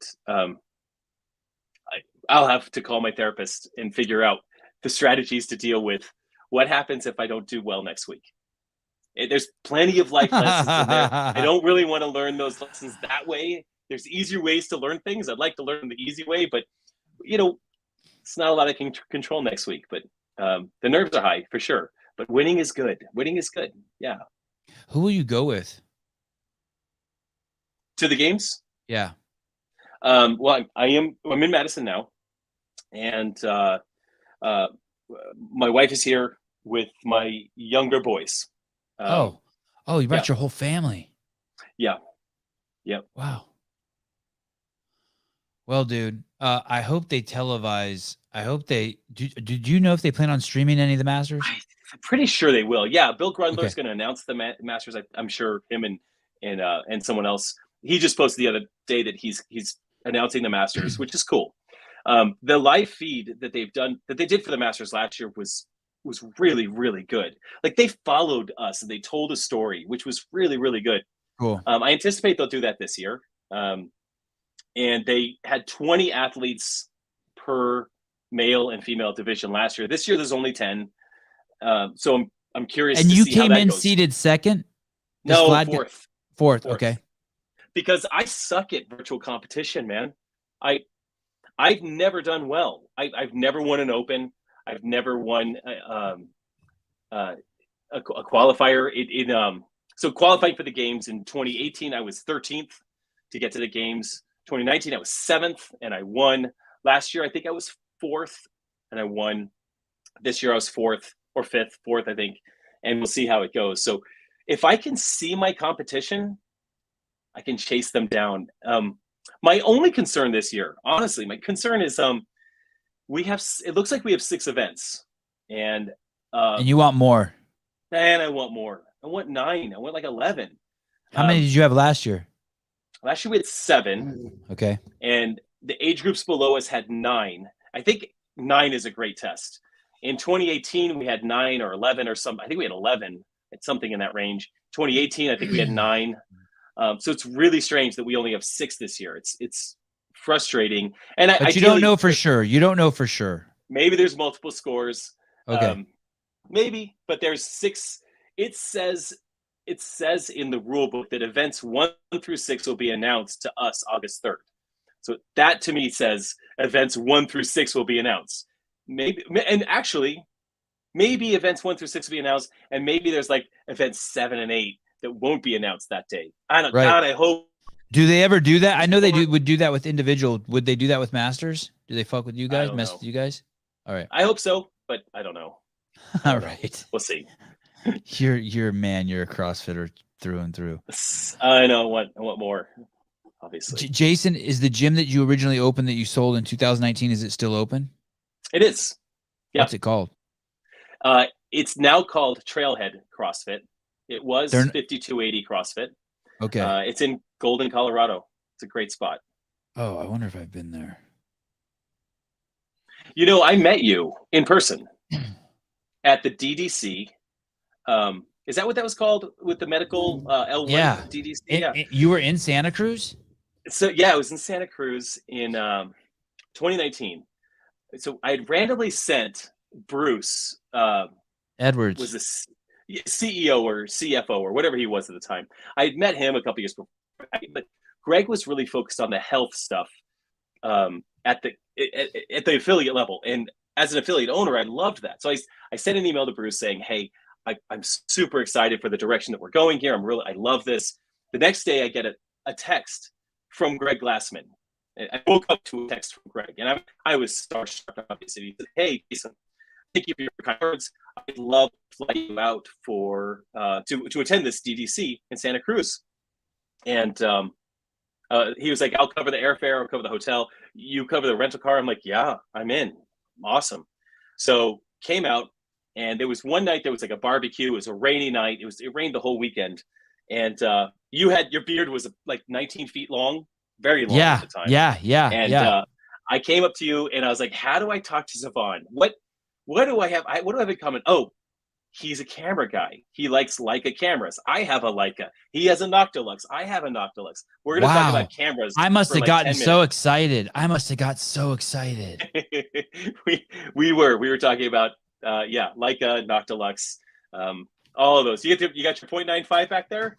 I don't, but I got this bad boy. It's beautiful.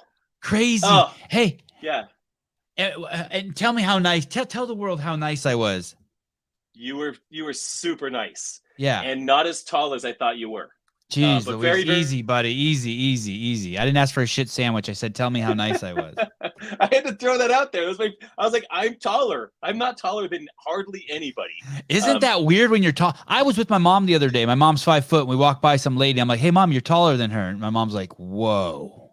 And this wasn't like a dwarf or something. This is like just a normal person, but just tiny. Yeah. Like, holy shit. I couldn't believe it. It's weird for me whenever I talk to someone, if I have to tilt my head down, I'm like, this is weird. Because normally I do this. Oh yeah. And if you're hugging, it's hugging upwards always. And you know what? I've decided, like, I'm such a jackass. I never try to put my arms over anyone's shoulders anymore. I just go underneath, like, just like I'm hugging. Like, I have a friend who's 6'5". Go ahead, put your cock and balls on my chest. It is what it is. Yeah, just the whole I'm thing. good. Yeah. I really appreciate you coming on. I knew I was gonna like you, man. People love you. Appreciate that. Yeah, people just love you. You're such a positive force. It's awesome. I'm 5'5". Someone asked how tall I am. You're a positive force. I'm excited I got to meet you. Thanks for taking the time. I know this is a pretty intense week. There is a chance, I tell all the athletes this, that I'll be bugging you through text throughout the week to come on, but don't ever feel pressure, like ghosting us, or our shit is just going to be chaos. How we cover the games is just chaos. Someone might just say, Bill Grundler said Jason Grubb's the greatest guy ever. And then I'll get a wild hair up my ass and I might send you a link and we'll have you come on live and you'll be like, "Yeah, I know I'm the greatest." And then we'll make fun of you. And then that's it. So that sounds good. Okay. But don't stress either way. Yeah. All right. We'll do. Thank you, brother. Thank you so much. Yeah. Tell your boys and your wife, thanks for letting me have some of your time. And I'll be watching you on the internet. All right, man. Thank you. Cheers. Damn, we didn't even lose that many people when I took the pee break. Oh, I screwed this all up with Brian. I'm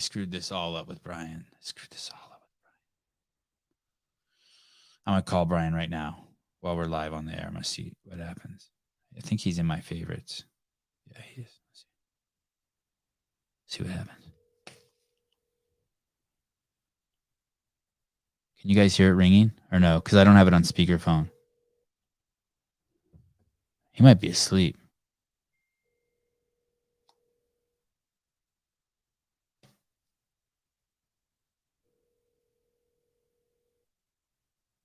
Sometimes you got to call Brian twice to get through because he puts his phone on silent mode. Okay, thank you, CrossFit Corey, Tommy Payne. Mr. Bruce Wayne, thank you. Thank you. What did you think about the show with Haley Adams? Was it as bad as Hiller said? I just screwed up. I didn't send Brian a link for Danielle Brandon until the show was 15 minutes in. I'm slipping. Okay. Elise Carr Ridow. So tomorrow morning, what is going on tomorrow morning? I could call Matt Souza right now up here. Oh man, I had a great talk with Chris Dorsch today. If you guys didn't hear that, You got to hear that. That's the affiliate owner in Iowa. What a great dude. Got an incredible DM from his son, 21-year-old son too. Okay, so tomorrow morning, 7 a.m., we have Cara Sanders on. I'm gonna have to ask her how you say her name again for the 18th millionth time. Is it Cara or Kara? Then at 1 o'clock, I'm going to hear Greg Glassman speak live. I'm actually going to take my camera and film it. Excuse me. And then in the evening, I'll come back and I'll do James Sprague and Dallin. That's going to be fun. We can ask him if he kissed Phil Toon and if he got any stuff. Dude, Haley was awesome. Hiller's full of shit. Well, that's good to hear. Sevan, please get Ariel Lowen on Strong Mom. I've had her on twice. One time with a bad connection and then one time recently. I really like her. She's cool. Yeah, she's dope. She's fun. She get her. I had her and Tim Paulson on the same day. That was really cool. That was exciting. Two cats. Can I you want to stream the Glassman doc? I will tell you this. I can ask him if I can stream it. I don't think he'll let me stream it, but he did say I could film it. There'll be 2 other camera operators there. We will put together a nice cut, and he did say I can start showing pieces of it on my podcast, and then he'll come on and we'll talk about it.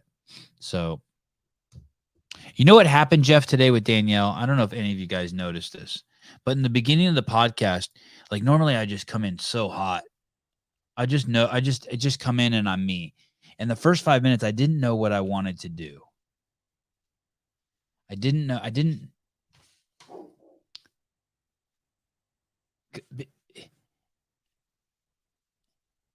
Like if I was in the same room with her and you guys all weren't watching it, it probably would have gone a little bit different because I would have just like, I could have come at her a little bit more hard, but like it's sensitive for all the athletes right now. They're getting ready to go to the games, and I just want to be sensitive. I want to leave them. I want to throw them alley-oops. I want to ask them questions that I think are hard questions, but that they can slam dunk, that they can still walk away with and be stoked about. So like maybe I can play bad cop, or I can ask some twisted shit, or I can help them get something off their brain, you know? And so, you know, that was the questioning around her and Kotler. Like, are you going to fist bump him? And you know, it's like everyone wants closure. Even like we all want some closure to be free from our own drama. So look at this place, CrossFit Riverside, 1999. Let's see this place, CrossFit Riverside. It filmed. The last time I was in Riverside was in 2008 when I filmed Every Second Counts. I want to say that Josh Everett may have been the strength and conditioning coach at the University of Riverside. Riverside's premier fitness training and nutrition coaching. So we see who gave let's see who gave the $19. Let's see if we can find them. We'll go to about. Is this your gym? What makes CrossFit Riverside different? Meet our team. Do you think it's Danielle with 2 N's? Look at Danielle with 2 N's and look at her last name, Euretia with 2 R's. Stephanie Alvarez. Do you think it's her who gave the $20? Richard Alvarez. Oh, married. All right.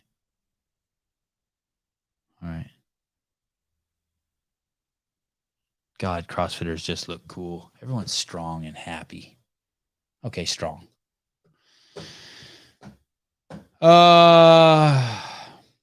Sevan, can you turn the phone back? Oh, fine. I'll turn the phone back on for a minute. Go to bed. I can hear my wife. Haley, do I have to come in and help put the kids to bed? Should I call my wife? Can't be fucking around with you guys tonight. It's too late. Okay, the phone's on. What do you want? 2 hours and 8 minutes. What am I doing? I think this is uncharacteristic of me, right? I kept calling the voice was like, this is off. Yeah, I turned that shit off. That's because so many people have been complaining about it. And I have to reconnect it to my thingamajigger.